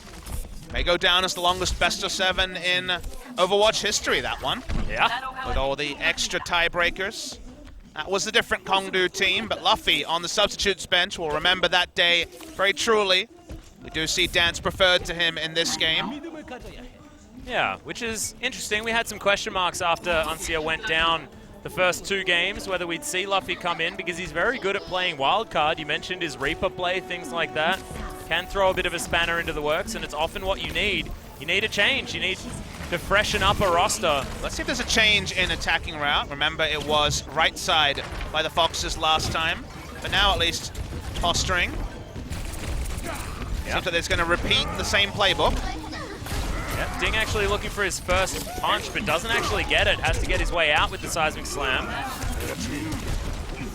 Now actually rocket punching very defensively. You can see Uncia playing under pressure, and Pumple's going to be the one that starts this one up, getting his opposite number in Changshik. He's dying first. Seen the Tracer versus Zenyatta duel. Go pretty well for the Zenyatta, all things considered. Yeah, and Sominsu actually freely able to get damage onto the front line, or whoever he wants to, just with the fact that Decay is elsewhere. Already has a pulse bomb, puts it out. Doesn't find any kills just yet, but he uses it to buy space, and Decay's going to be taken out. NC Foxes, yeah, they're going to be able to get this first cap. Remember, no overtimes to come in, so they have to get work done on the second point as well to guarantee. Against Panthera, they weren't able to get anything on the second point here at Hanamura, and it was that 33% that they needed to get. Yeah, but you roll in the extra 30 seconds, they're only about 20 seconds below what they started on Hanamura, so they probably get 2 attacks here, which is more than most people get on the second attacking phase. They go occupy the high ground. Find a Winston, he's nano boosted, it's going to take a lot of time to kill. Yeah, Aquino trying to find some damage here, but good sleep immediately as soon as he comes down. Of course, that one's not all that difficult to land as Pumple, Primal Raging, should be able to get Changshik here as there's nowhere for him to go. Killing his brethren. Yeah, does actually have his own Primal Rage though, so just wasting a bit of time, honestly, was Changshik there. First kill to go down onto Decay, but it feels like Uncia will have enough to deter them, given the fact that they'll have 6 members back on here, and there they go, able to grab those kills. Ding showing up now on the Doomfist. Hard to tell if a single tick was gotten. We're still in combat though, so we'll hold on to that. Sominsu accepts his fate. Oh yeah, no, not able to do it. It was so close, and every tick matters actually, given the fact that the time bank isn't as generous moving in on these tiebreak rounds. But we might see a swap from Zenyatta off to the Ana, just because you can build up the nano boost so fast, but Neko's already around 40%, so hoping that during combat he can build up a Transcendence. Oh, By Ding. Sominsu, yeah. Smashes Ding in the face. And if they get on the point, remember Sominsu can just hold back. He does have the ult, but already Nano Boost back up. Yeah, just jumps straight on top of the Soldier. Decay's going to help out, augment that damage, and get the work done. Chungshik, no more Nano to speak of. So getting that cooldown out is definitely a good thing, but Ding's going to continue getting kills. Pumple's going to be taken out, and getting staggered kills like this is so huge for Kongdo Uncia. Yokin, potentially some trouble, but we know that Trace is pretty scared of Lucios these days. The moment that NC Foxes feel strong enough to contest the point, which might be Transcendence complete on Zenyatta, then they have the compositional attack duo that works so well, which is the ability to contest the point with a support ult, and the Tracer using high ground to actually pop the attack visor. No. Sominsu, yeah. Once again goes down. Ding does invest the ultimate and takes down Nico. Not sure whether they necessarily needed that. The first pick was probably enough to get them to reset, and the NC Foxes are going to do exactly that. Some seppuku off the edge here on the Hanamura, and they're looking for one last push. 50 seconds on the clock. They do finally have the Transcendence. Sound Barrier is going to be there as well. Quartermain a little bit further away from that one. How will the Foxes approach the attack? Because they're getting staggered when they try to take the high ground. All they need to do is get the tanks on the point with the support and the Soldier hanging back. But Doomfist here, another single pick, may just answer the push. Yep, running up the right once again as we do have that Nano Primal Rage once again. Dance does throw that one out, but it's traded kills so far. And thankfully, oh no, he's going to go down. I was about to say thankfully the Soldier's still alive, but nope. Quartermain's going to say no to that life. He's going to be taken out, grabs a second kill here as well as Pumple's doing what he can. The desperation from NC Foxes, they know they need to start investing because there's only 3 seconds to go. There's the sound barrier. Sominsu, can he actually make his way back in as free? He's going to grab the kill onto Hyuk. And Sominsu now throws down the ultimate. Not able to get anything done. It's a pulse bomb easily placed by Decay. And Kongdo Uncia going to hold them off at point B. They still need to get their attack through, but not getting a single tick is real dangerous news for the NC Foxes. And starting to see the limitations of the Foxes strategically. Kept going top right, even though we saw Soldier getting capped and one-shot multiple times. They had all the ultimates, they had everything ready to go, but the coordination to actually get space for the DPS and also contest the point never came because Kongdo Uncia knew they would always go to contest the top right. When you don't have ultimates, sure, that's the way to go because if you control that high ground, you have the most likelihood of being able to get a successful push, but when you have ults, you can take different liberties. We saw no liberties taken by the Foxes and thus no percentage on point B. Yeah, and no change-ups here either. Sominsu going to be sticking on the Soldier for the defense now. Not going to be having that Tracer to try and jump into that backline or help soften that front line so far. They're just looking to try and retain this high ground, keep Kongdo Uncia away from this point A, because if they hold off here, then that's it. That's donezo. So rare to see a full hold. Yeah. On Hanamura point A, and more than the starting time bank of 4 minutes 21. Feels like the Foxes have a lot to contend with. It's unlikely they will be able to hold on. I guess an outside chance of there being a tiebreaker map, but I make Uncia big favorites on this push. They went left the first time, which we did not see from the Foxes. We'll see what they want to do here. Same lineup from Kongdo Uncia. Yeah. Oh, actually, Free very close to falling extraordinarily fast. As yeah, left seems to be the option. Aquino going to come around the side, but Chungshik once again going to be dead. Aquino has to be very, very careful as the uppercut almost takes down the Tracer, but she's going to recall her way back out. So far, so good if the NC Foxes. That first pick onto Chungshik was a big deal. See if the reset comes, so Chungshik dying first for Uncia. Even if they survive today is a big thing to address. Oh! Kino does pick off Ding.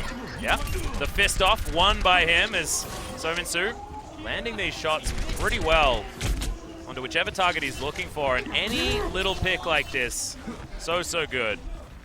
Bought them a minute already. It was 4:21 to start, and we're almost at 3:21 now, so success so far in the delay. 3, 2, 1. There it is, ticking over. Numbers are fun. Decay's going to come in, try and harass this backline. Okay, doesn't get any joy with the pulse bomb. Thought it was going to be placed quite effectively, but they've traded 1 for 1. Free doing some work in the back end, though. Both of the DPS is now dead for the NC Foxes, and this could be that point A cap coming in for Kongdu Uncia. It took a little bit longer than NC Foxes, and they're actually trying to defend this one with a sound barrier, investing a little bit into this point as Siaminsu is going to come back. He's at 92%. That attack visor so close. They haven't even got a tick just yet as Ding. He's going to try and jump his way out after taking down Hyuk. Rhea down into that pilot diva form. Changshik's going to take down that mech. Kongdu Uncia with a sound barrier now invested as well. That's a huge deal for the NC Foxes, who know that they only need to hold off now another 2 minutes and 20 seconds after this has been capped out. Mistake Make of a that sound. 3 minutes. Make a mistake of a sound barrier. They did not need to use it. Fight was already over. Wasted there by Quartermain. Means they won't have it for the first point A attack to go for the snowball. Seeing the Foxes, just like Uncia, contest the high ground. Very standard stuff. We'll see how Uncia want to approach the point. You can see they just dive lower side. Yeah, Changshik's going to jump all the way in. You can see massively low health bars. Zakinos is at least going to be able to get one of these kills back, but that is half the members of NC Foxes already taken away. Thankfully, Transcendence is going to be there for the defense, but Rhea, he's going to get slaughtered. Pumple as well, not feeling great on that front line, and Decay just writing the script to this. It feels like Dance is going to come in with a Transcendence of his own to try and lock this one down. Remember, only 1 tick is necessary for Kongdu Uncia to stay alive in this series. Make it 1-2. And keep that reverse sweep dream alive. Not quite getting the kills just yet. There's a Mei now. Sominsu wanting to hold on here for the NC Foxes. Dies though. They're running out of members, even with the shorter respawns. Yeah, sound barrier is going to come back up again, so maybe that mistake, not so much of a mistake for Kongdu Uncia, as there it is. They're alive in the series. 1-2 now. Still in favor of NC Foxes, but momentum now with Uncia. First time we see smiles on the faces of Kongdu Uncia. Remember, just before we went to break, the early celebrations begun for NC Foxes, and they may look sheepish onto the VOD if that does change the story. Uncia showed more strategic flexibility on attack than we ever saw from the Foxes. You could see the Foxes had well-drilled strategies. Go right, go contest the high ground, but Uncia had the flexibility and more veterans to say, we don't have to do that, we have other ways to approach, and with just a single tick needing to be completed, we saw Winston just dive in the low ground, come up the stairs while there was a contest of the high ground. That innovation worked head-to-head against the Foxes, and much to the Foxes' chagrin, we will be going to Escort. Well, actually, I feel like the Foxes are potentially okay with this. This is the first time that we're going to see the Foxes on Escort as well. It's been 3-0s both ways for this team. So research as far as what they like in this particular map type could be difficult for Kongdu Uncia. That is going to be some familiar music. So NC Foxes looking to attack pause, moving into this Escort choice. And we'll see what they decide to choose in the realm of Escort. Like you say, first time we'll be seeing Foxes on Escort this season, whereas Uncia did play it against Kongdu Panthera. Dorado has been almost exclusively the Escort map of choice. If Lunatic High play, there's always a chance of Gibraltar, but otherwise, it does seem like Dorado is the way to go. Yeah, I personally like Gibraltar a lot, but yeah, Dorado has been the option, and with these two teams both liking the Farah Mercy compositions, could certainly be an option, but it's NC Fox's choice.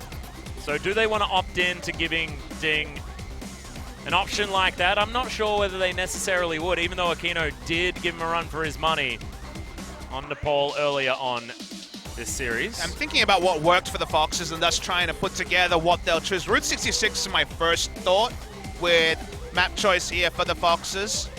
It feels like that specifically the great Tracer play they've shown would work great on that map, as we're seeing a replay. What happened on point A was a very long extended Hanamura with 3 minutes 50, the shortest of the time banks. The Foxes did a lot right, but just didn't all failed at that point B. Yeah, it's a little bit of a disaster. Despite the fact that they came in after a sound barrier was able to get eked out, I thought that they were going to be in a position to stabilize. Not even the Mei was able to get icy enough on that point, hold it off.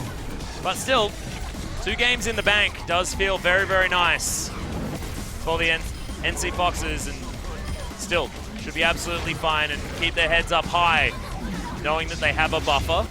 They've already won on hybrid as well, so if this goes the different distance, they know where to be and they'll have map choice as well. It's always fun to think about what map teams will choose based on who's excelled in the series, because if you have a great Pharah player, then Dorado is a great decision, right? Because you can open attack, especially on point A of Dorado.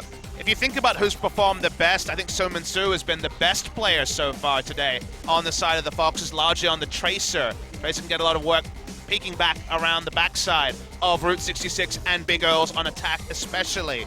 That's why I'm considering it, but we haven't seen too much great hit scan play from them. That's usually where you go onto Gibraltar as the choice, because that's kind of a hit scan paradise, especially on point A. Yeah, especially the long-range hit scan and the Widows and things like that. And then Dorado is just the more King's Row of Escort, it feels like, when it comes to very, very standard stuff. So 20 seconds left for the Foxes here. First time they've been behind in this series. Interesting stuff for them to consider moving on to our Escort map, and potentially that map 5 hybrid, Atlas. Yeah, potentially the map 5, but could also be the last nail to finally get delivered to Kongdo Uncia as attack pause is over. Some smiles still on the faces of NC Foxes. They're still in control of this series. Moving on to Escort for the first time this season, they could possibly throw a monkey wrench in the works, get themselves into a winning position and take down Uncia in a 3-1 fashion, confirm that second spot and say only one Kongdo allowed in the round of 8. Kind of in the way pretty consistently. Was all about Panthera last season, Uncia in season 1 and 2, although both teams made it out in season 2. Looking for that map choice. It will just be the standard choice of Dorado coming through here. Will suit Kongdo Uncia just fine. I think we'll definitely see Ding jumping onto the Pharah again. Most balanced of the map types when it comes to being biased towards one style or another, in my estimation at least, and often very, very competitive. Yeah, and I feel as well like almost all of the Escort maps are pretty friendly to the old Pharah. You can play her on Gibraltar as well if you want to, in the beginning of Route 66. Certainly some open areas to try and get the work done, especially point A, defense or attack. But Dorado certainly, first couple of points before you get into the power plant is a way that you can get that one done. But Kongdo Uncia now with momentum in the wind in their sails. NC Foxes looking to try and turn it all around. Finally their map choice. We'll see what they're going to be able to do as we head to Escort for the first time for the NC Foxes.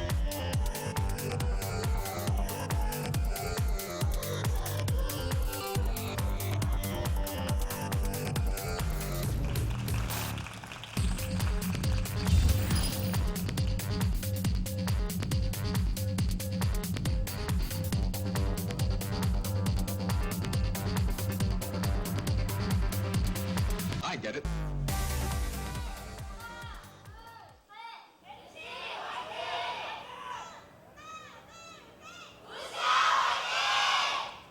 The coordination from the Uncia cheers are out of control. I mean, the Kongdo fans have, famously do have a established fan group, and it seems like they're pretty unbiased about which of the Kongdo lineups it is. So a lot of coordination between them, whereas the Foxes, they're still learning. We saw them struggle to get the timing right on the opening huddle. We saw their fans not even cheer for them in the previous series. There was no Foxes fighting cheers, but fans are getting louder just as their team started to do well. Elation before the break to go up 2-0. The sort of thing where you may be celebrating too early, because now Uncia have a sniff and they also have the experience advantage. So let's see if the Foxes can, on their first choice of asking, kill the reverse sweep dream of Kongdo Uncia. Well, they're going to do it with the composition that they've been running mostly this series in the Tracer Doomfist once again. No long range. I was thinking that maybe we'd see a McCree now on Dorado. See him a fair bit and around Decay here. might be opening up to one of his favorites. Genji was always popular on this map, and Decay, like we say, will be jumping on the Pharah, but Pharmacy's not common on the map. Notice the Ding doesn't go all the way behind the terrain, as we often see and contest at the backside of point A to open. So he's announced his arrival and will now finally go for those other sight lines where you can get a lot of rocket action. Yep, hanging out as the double projectile composition as well with the Genji Pharah. That's exciting. Only hit scan we have here is the Diva, theoretically, unless you count Chungshik. And they're making it work. Decay is the first one to grab that kill, and you can see they're actually rifling through the NC Foxes now. Chungshik going to fall down. It does feel like with this man advantage, they're going to be able to get a decent shove towards point A. Only Aquino is there to contest. He dies as well. There's so many things to respect because where is the safe ground when you're facing Genji and Pharah? You want to get out of the sightlines, you want to get into a house, but Genji gets the dash reset and more fall from there. So really like the comp that came together for Kongdu Uncia, the best of what they're good at. And this is why I said Dorado, maybe avoid it if you're the NC Fox. Well, this is what we were thinking, because Ding is just so good on this Pharah. So Minsu's going to switch over to the McCree to try and at least challenge the Sky. But is it going to be enough is the question. Pumple says yes as he takes down a mech and a Diva to boot. Getting the poor man's double kill, as I like to call it. Going to continue to set up control. Just be happy we don't have Sombras in the meta. Not Sombras, Symmetras in the meta, because that's when things get really tricky. Killed the turret. Quadra kill of turrets. Amazing, turret's dead, oh yeah. That sounds fantastic. There's a yelly man.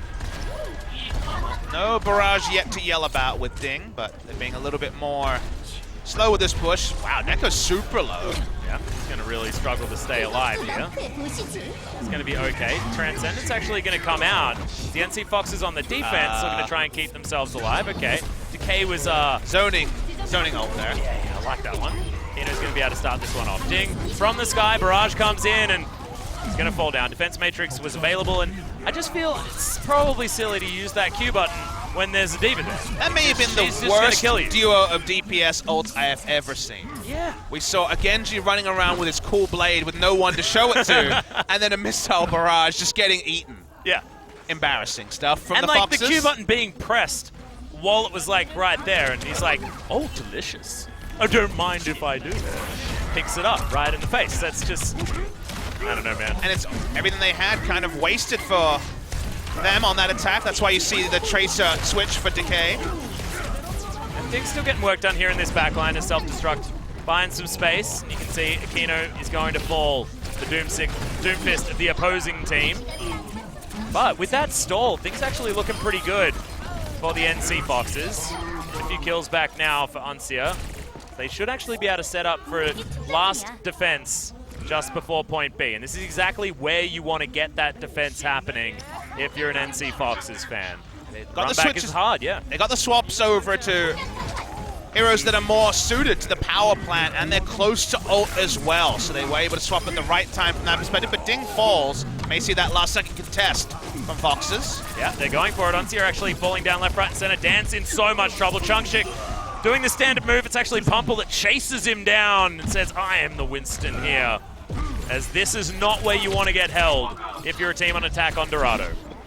Yeah, finding a way for Tracer and the Doomfist to actually get into range of using their ults is tricky.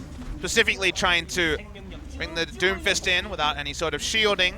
So they'll probably have to take the right approach rather than going back down the streets. And 4 ultimates available for the Foxes is a large arsenal for them to put to good use. Yeah, Meteor Strike almost done for Ding, as you mentioned, switching from that Pharah onto this Doomfist. So pretty mirrored compositions. By pretty mirrored, I mean totally mirrored. Ding actually gets Yok with the burst as Transcendence is being popped. Yeah, so NC Fox is not going to have that opportunity as it's 3 kills now to none. And Decay cleaning up once again. He has certainly been a savior here for Kongdu Uncia, especially these last few maps. Finally, we do have point B capped.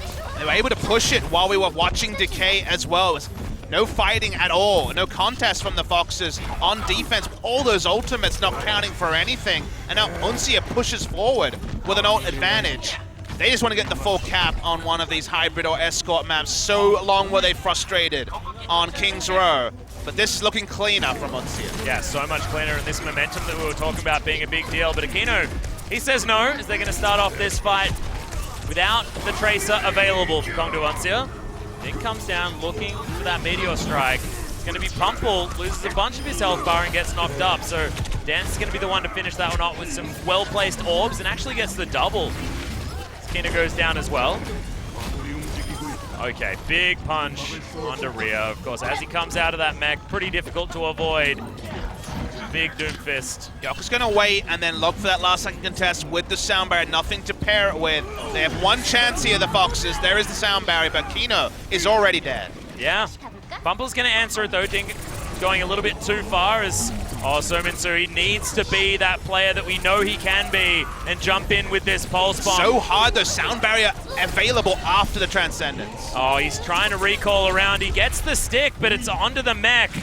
And doesn't quite find what he needs to. Free, we know that he's more than happy to jump out of that mech. He's been doing it this whole series. The rest of his team's hanging out there. Nico comes in with the Transcendence. This might be enough as they do push them off the point. Again? Massive kills coming out for the NC Foxes. And now Uncia need to get the turnaround. 0 ultimates, a minute and a half to go. And yeah, I feel like we've just gone back in time, Papa Smithy. So much patience from So-Min-Soo to wait out the duration of the entire ults. They were not in any way overlapping from Dance and Quartermain. They got the maximum duration for Transcendence into Sound Barrier, but managed to get the ult afterwards onto the D.Va, unsuit the D.Va, and from there, the cleanup could happen. Is Uncia, though, trying to rewrite their wrong from a moment ago. Yeah, Akino working on it, but he's going to fall down. So-Min-Soo gets himself the mech and the Winston as well. Is this guy just putting his team on his back? No one's going to be found there with that self-destruct, as we've got kills getting traded back and forth. It's 2 dead for the NC Foxes as Uncia only suffering the kill onto Dance. So now with some control, and Ding, when he has control around this payload as well, able to freely charge up that rocket punch, it is a big deal, but he's going to die. It's the Primal Rage that's enough from Pumple. And he's huge jumping around this point as well. No point for the Tracer to be diving for single picks when there's a huge respawn advantage for the defending team. Too. That's why Pumple occupying so much space. I'd love to see Decay focusing onto the front line, onto Pumple and also Rhea, who have been occupying space, getting people in the back line and stopping Uncia from getting a coordinated 6-man push. Kino looking for this surprise maneuver. Everyone is actually coming around here as they know exactly where they are. Gonna take the low ground, which is impressive. Understanding that they didn't necessarily have all of that information. Kino's gonna move himself over there, looking to try and take down this D.Va as quickly as possible. I like that decision. As Sound Barrier does come in, I believe, as well. Yes, Quartermain almost up to his as well, but Transcendence was there, already utilized as Akino Meteor Strike, but doesn't actually find too much joy, and Decay's going to take down Nico. But it's going to be traded, so Sound Barrier now there. Quartermain, can he actually turn this one around and get this cap? Because we are in overtime. They've got quite a distance to go, and they are picking up the kills. Nico onto the Mei, so desperation for NC Foxes, and Decay's going to be able to grab that kill onto Rhea. Pumple, yeah, can he do it? Ice Wall comes up. Yeah, he is. Mei on the respawn here from Neko, looking for instant power. Pumple dies this time. He's been the hero so far. Yeah, Ding actually getting a bunch of work done. The DPS have been heroes for Kongdu Uncia. In the good news stories, it's certainly been what they are, but we're stopping and starting on this payload. Need to get it in gear. Get it across that line if you're a Kongdu Uncia fan to get this full push on Dorado. That will be so important. You don't want to park it just a hair's breadth away from the finish line. It makes it so much easier for NC Foxes to get that movement, and they are going to be able to start getting kills on this point. Remember, the respawns, they're not the same now that we're in overtime if you're the defending team. Trying to buy time, he's taken out. Yeah, not going to be able to do it. It's Decay, of course, with his amazing hit scan skills to lock that one down. It's a big punch from Ding to take down Nico. They're trying to keep them booped off this point, but this overtime has been running for so long. The heroism out of these NC Foxes lineup, the desperation. They get a Winston onto the point, but there's just too much damage. And Dance comes in with a soldier of all characters to lock it down, and they do get the full push on Dorado. So they finally get the full push. They do get the entire claim, but with no time bank, there is still a pretty clear goal for the Foxes. If they can actually get a time bank advantage, they will win out and take down this map. So big stuff from the Foxes. They will still be smiling after all of that, Atlas, even though there was the full push from Uncia. Yeah, it does mean that even if they do get that full push forward, we will be seeing a little bit more of Dorado, though. So being able to get that push done means that they can hold off, stop them anywhere. That will be the claim for Kongdu Uncia. They're feeling much better. As NC Foxes Dreams on the line for that 3-1. Try and get them into that second spot in this group. NC Foxes. So impressive today. You know, we had so little to go on. It's weird when they've already played 2 best-of-5s, but yeah, the Flash Lux series a wash. The series against Panthera, competitive to a point, but still there was only one true winner on that particular day. Now we're seeing them still in great position to potentially take down their first map selection and thus guarantee that they'll be joining Panthera and ruining the Kongdu party in the next round. Looking at the defense, and it would not be a surprise to see Ding stick on to the Pharah, even on defense on point A. Yeah, I certainly wouldn't mind it. Not going to go for the Genji as well this time. Wanting to have that Tracer there to get a bit of that mobility. You can see very serious face Sominsu, who's been a clutch player for NC Foxes. One of the reasons why they've looked good, honestly, I feel is purely to do with this guy's play. Be it the Tracer or the Soldier. Tracer especially, just looking so good. But can he do it again? No Zenyatta on the side of Uncia. There will be Dance on the Ana instead. His hits are on, and he can still do the healing job for the Pharah. Ina looking to just get onto D.Va or anyone on the low ground, but only finds the D.Va. And now not being able to challenge this Pharah could be a problem. We saw them switch compositions very quickly. Oh, gets the punch onto Decay though. So that change away from the Genji may have been the difference. And Ding also felt very low, so had to pull back to get the healing guaranteed from Dance. See, actually D.Va chasing him down. No mercy, like you said, so no pocket. This Pharah needs to be very careful about taking too much damage away from Dance. When you have no ability to contest a Pharah, you have to double down on taking out the other members of the team. It's a very early nano boost available, just thrown onto Winston to try to buy time. Yep, immediately. Chongshik is going to be able to utilize that to take down the Zenyatta, but Kano, he's going to fall down as well. Free, at least he's going to get taken out of his mech, but can he charge that one back up because the Pulse Bomb didn't find anything as the NC Foxes once again get a push through. We're closing in on that point A. Self-destruct now flies forward for the NC Foxes. They pair that with their sound barrier. That is actually down. One. Yeah, exactly. Quartermain falling to the self-destruct of all things is Rhea. He's just on anti-Pharah duty, and he's creating so much room where they don't need to worry about these long-range rockets.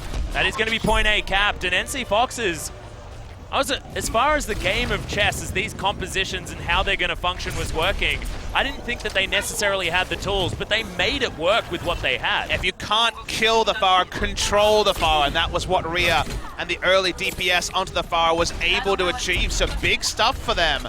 Nano Boost almost available again, but not enough to delay the first cap as here's Rhea in the face again. Yep. Doesn't even get the mech. Barrage comes in and just going to be eaten one more time. Chongshik dumping forward, does have the Primal Rage, but can he actually get anything done here as Nico? He's going to be the one that starts off getting these kills. Decay gets him, but it still makes it even as Sominsu. He's going to kill the D.Va and the mech, but it's answered by Kongdu Uncia. So Decay getting around the back end, getting the work done. Chongshik should be taken out, but I feel the man advantage will be too much. Kongdu Uncia going to have control once again. So holding them off in this Streets phase, moving up towards the power plant. Sominsu has been winning the Tracer battle again and again. Gives Quartermain a little bit of his mind and pushing him off. He will definitely be man of the series. I was given a vote to go on to win, but it's been a team performance from the Foxes. Uncia dropped down aggressively, traded kills. When you trade that aggressive, you have to back down to get terrain advantage. And Pharah this time has not been doing the job for Uncia. But Rhea certainly has. He's holding on to this front line completely, not playing the peeling Pharah at all. Chongshik's going to jump in with the nano boost, but not find anything. I just feel like NC Foxes have been playing far more coordinated. And it's just good Overwatch that we're being privy to right now. Sominsu once again just, I don't know, I feel like the kill feed's just all Tracer with a blue name. It's real silly. Criticism from the Foxes to Uncia was, who is your star? But the star of the Foxes is being established in their Tracer player. So Minsu. Kino previously hadn't been playing the Doomfist. He was on Tracer duty, but they reverse it, and they seem to have found the duo that'll work. Once again, Ding sitting with full health, with the ultimate, watching on the outside. He's like the kid that wasn't invited to the birthday party. He's not able to get involved in the rumble at all, and this payload keeps moving. Yeah, NC Fox is actually getting it straight to point B. No contest at all. Remember, Kongdo Uncia was stopped there. They were balked for quite a few seconds by the NC Foxes on their first push through. We've got 4 minutes for them to get this cart round this corner. The power plant, a different story for a lot of these teams. As Uncia, they're taking more of this damage. Nico was almost taken out, but then the Transcendence comes in, keeps them all alive. And so Minsu, of course, he's the one to start off the killing fields for the NC Foxes, but Aquino is the one to finish that one through. Massive action, as it's only Ding and Dance left available. It was a 5-for-1. Dance only just respawning. They'll have one final respawn, one sound barrier to rule them all, but 3 minutes 30, Atlas. I think it's just inevitable at this point. Yep, it's looking absolutely fantastic for the NC Foxes. We need some full control to be re-held here by Kongdo Uncia, but 2 dead to start this one off. And NC Foxes are so hungry to make it to round of 8 for their first time through. Xiaominsu just padding that scoreline. This dude's KD is out of control. And the NC Foxes, it seems like they're all on fire. That's it. They're going to be able to grab the cap with a huge time bank. Remember before, decent bank moving in, but it had to be the overtime to get that full push for Kongdo Uncia. Just impressive stuff from the Foxes. They have announced themselves in Apex in just about as big a way. This has been so big for them. And the same problems from Uncia that kind of made them rue their day on King's Row are rearing their ugly head on this map as well. Coordination between the different lines, 2-2-2, so it's DPS, support, and tanks. It never feels like 2 of those are working in unison, and certainly not 3.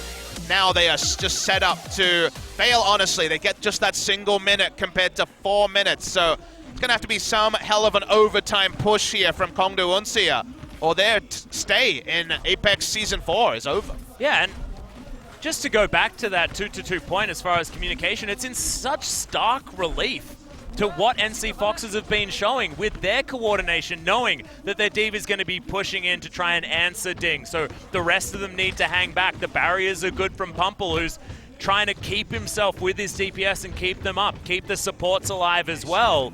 It's just been fantastic from the NC Foxes and making Kongdo Uncia look worse than maybe they actually are, just given the comparison between the two. And I'm kind of reminded of when Lunatic High, their first map against MVP Space, where we saw Lee Tae-jun contesting the back line and not actually trying to kill the front line. The issue here is that Decay has always been trying to occupy the enemy's supports, whereas the Foxes have played a bit more focused on killing front lines, and that's the higher percentage chance of working when it comes to Tracer play. If you just dive in the back line, it won't always work.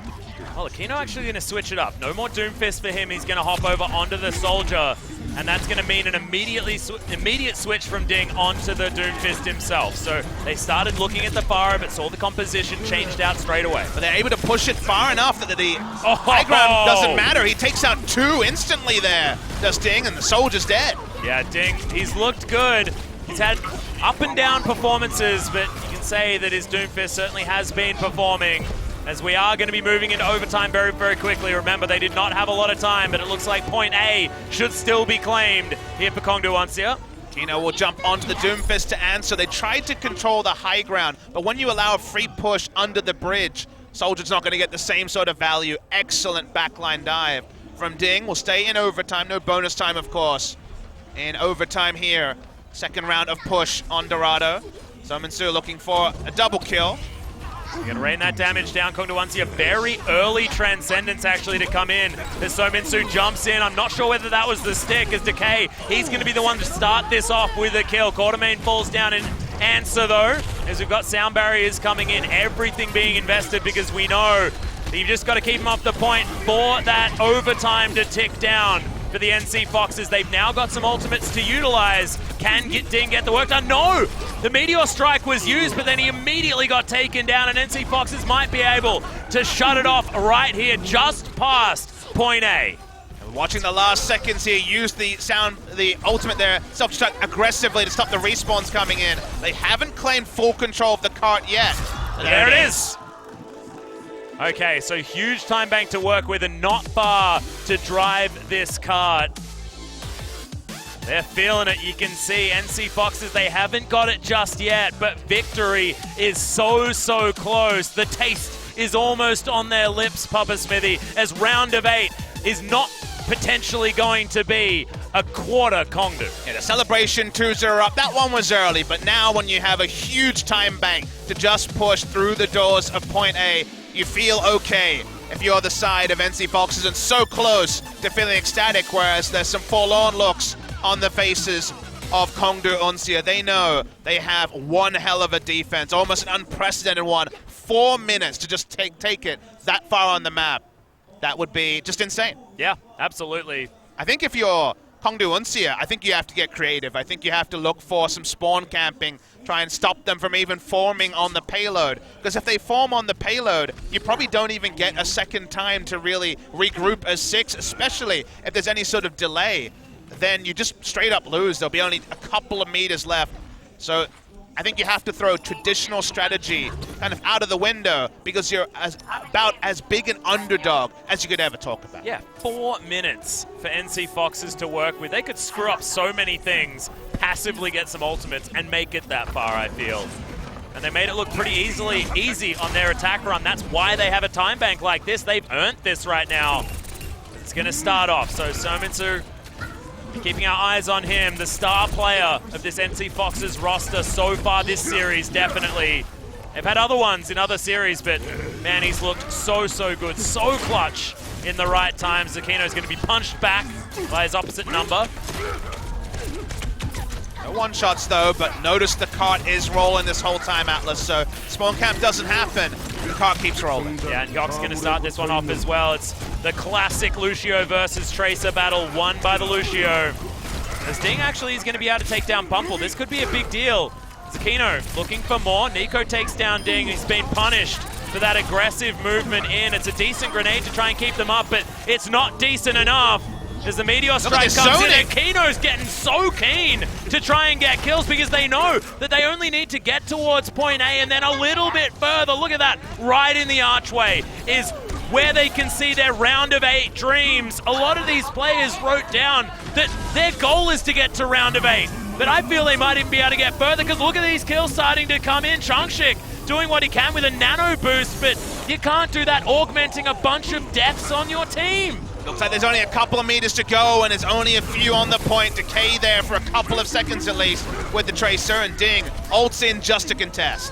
Yep, trying to hold on but doesn't even get any kills. Sound barrier looks to be guaranteeing the fate of Kongdu Uncia, and there it is. NC Foxes will make it to your round of 8 in the second position of Group B. I don't know how many people on this morning woke up and thought there would not be 2 Kongdu teams moving forward. You see the coach coming into the booth ecstatic because his team have gone against expectation. They were not the top team in challenges. They have a sign to show their Korean faithful. That Korean faithful started small, but it will grow as they make it to the round of 8. They will get to play in a double elimination format. We will learn more about the NC Foxes, but my takeaway today is they were just more coordinated than their opponents that had some famous names, but crucially had very little synergy between the tank line and the supports especially. And then also, they've made some names of their own because Sominsu, take a bow. What a fantastic performance on Tracer. One of the best Tracer sets we've seen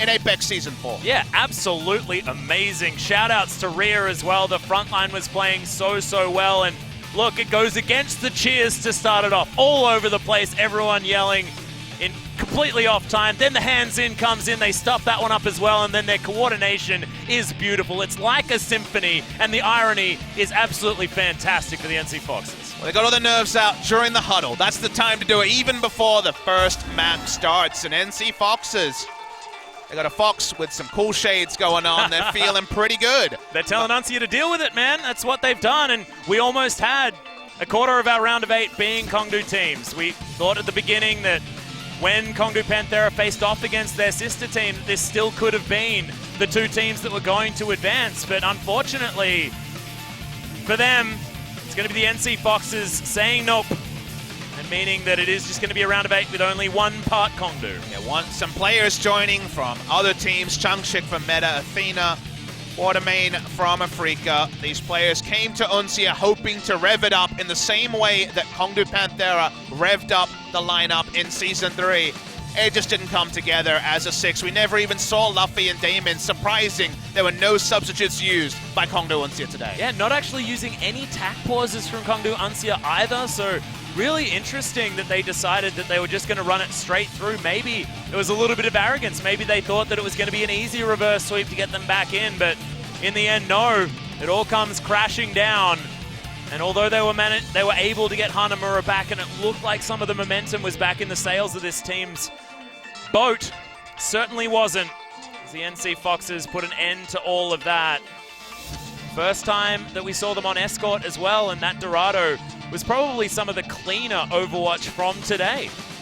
No arguments from me, and Kino and Sominsu, I think, also cement themselves. The starting duo, no Sasin for control this time, no problem. Yeah. They won control. With Kongdu Uncia, you have to wonder if the next time we see this team, it will be the same 6 or even the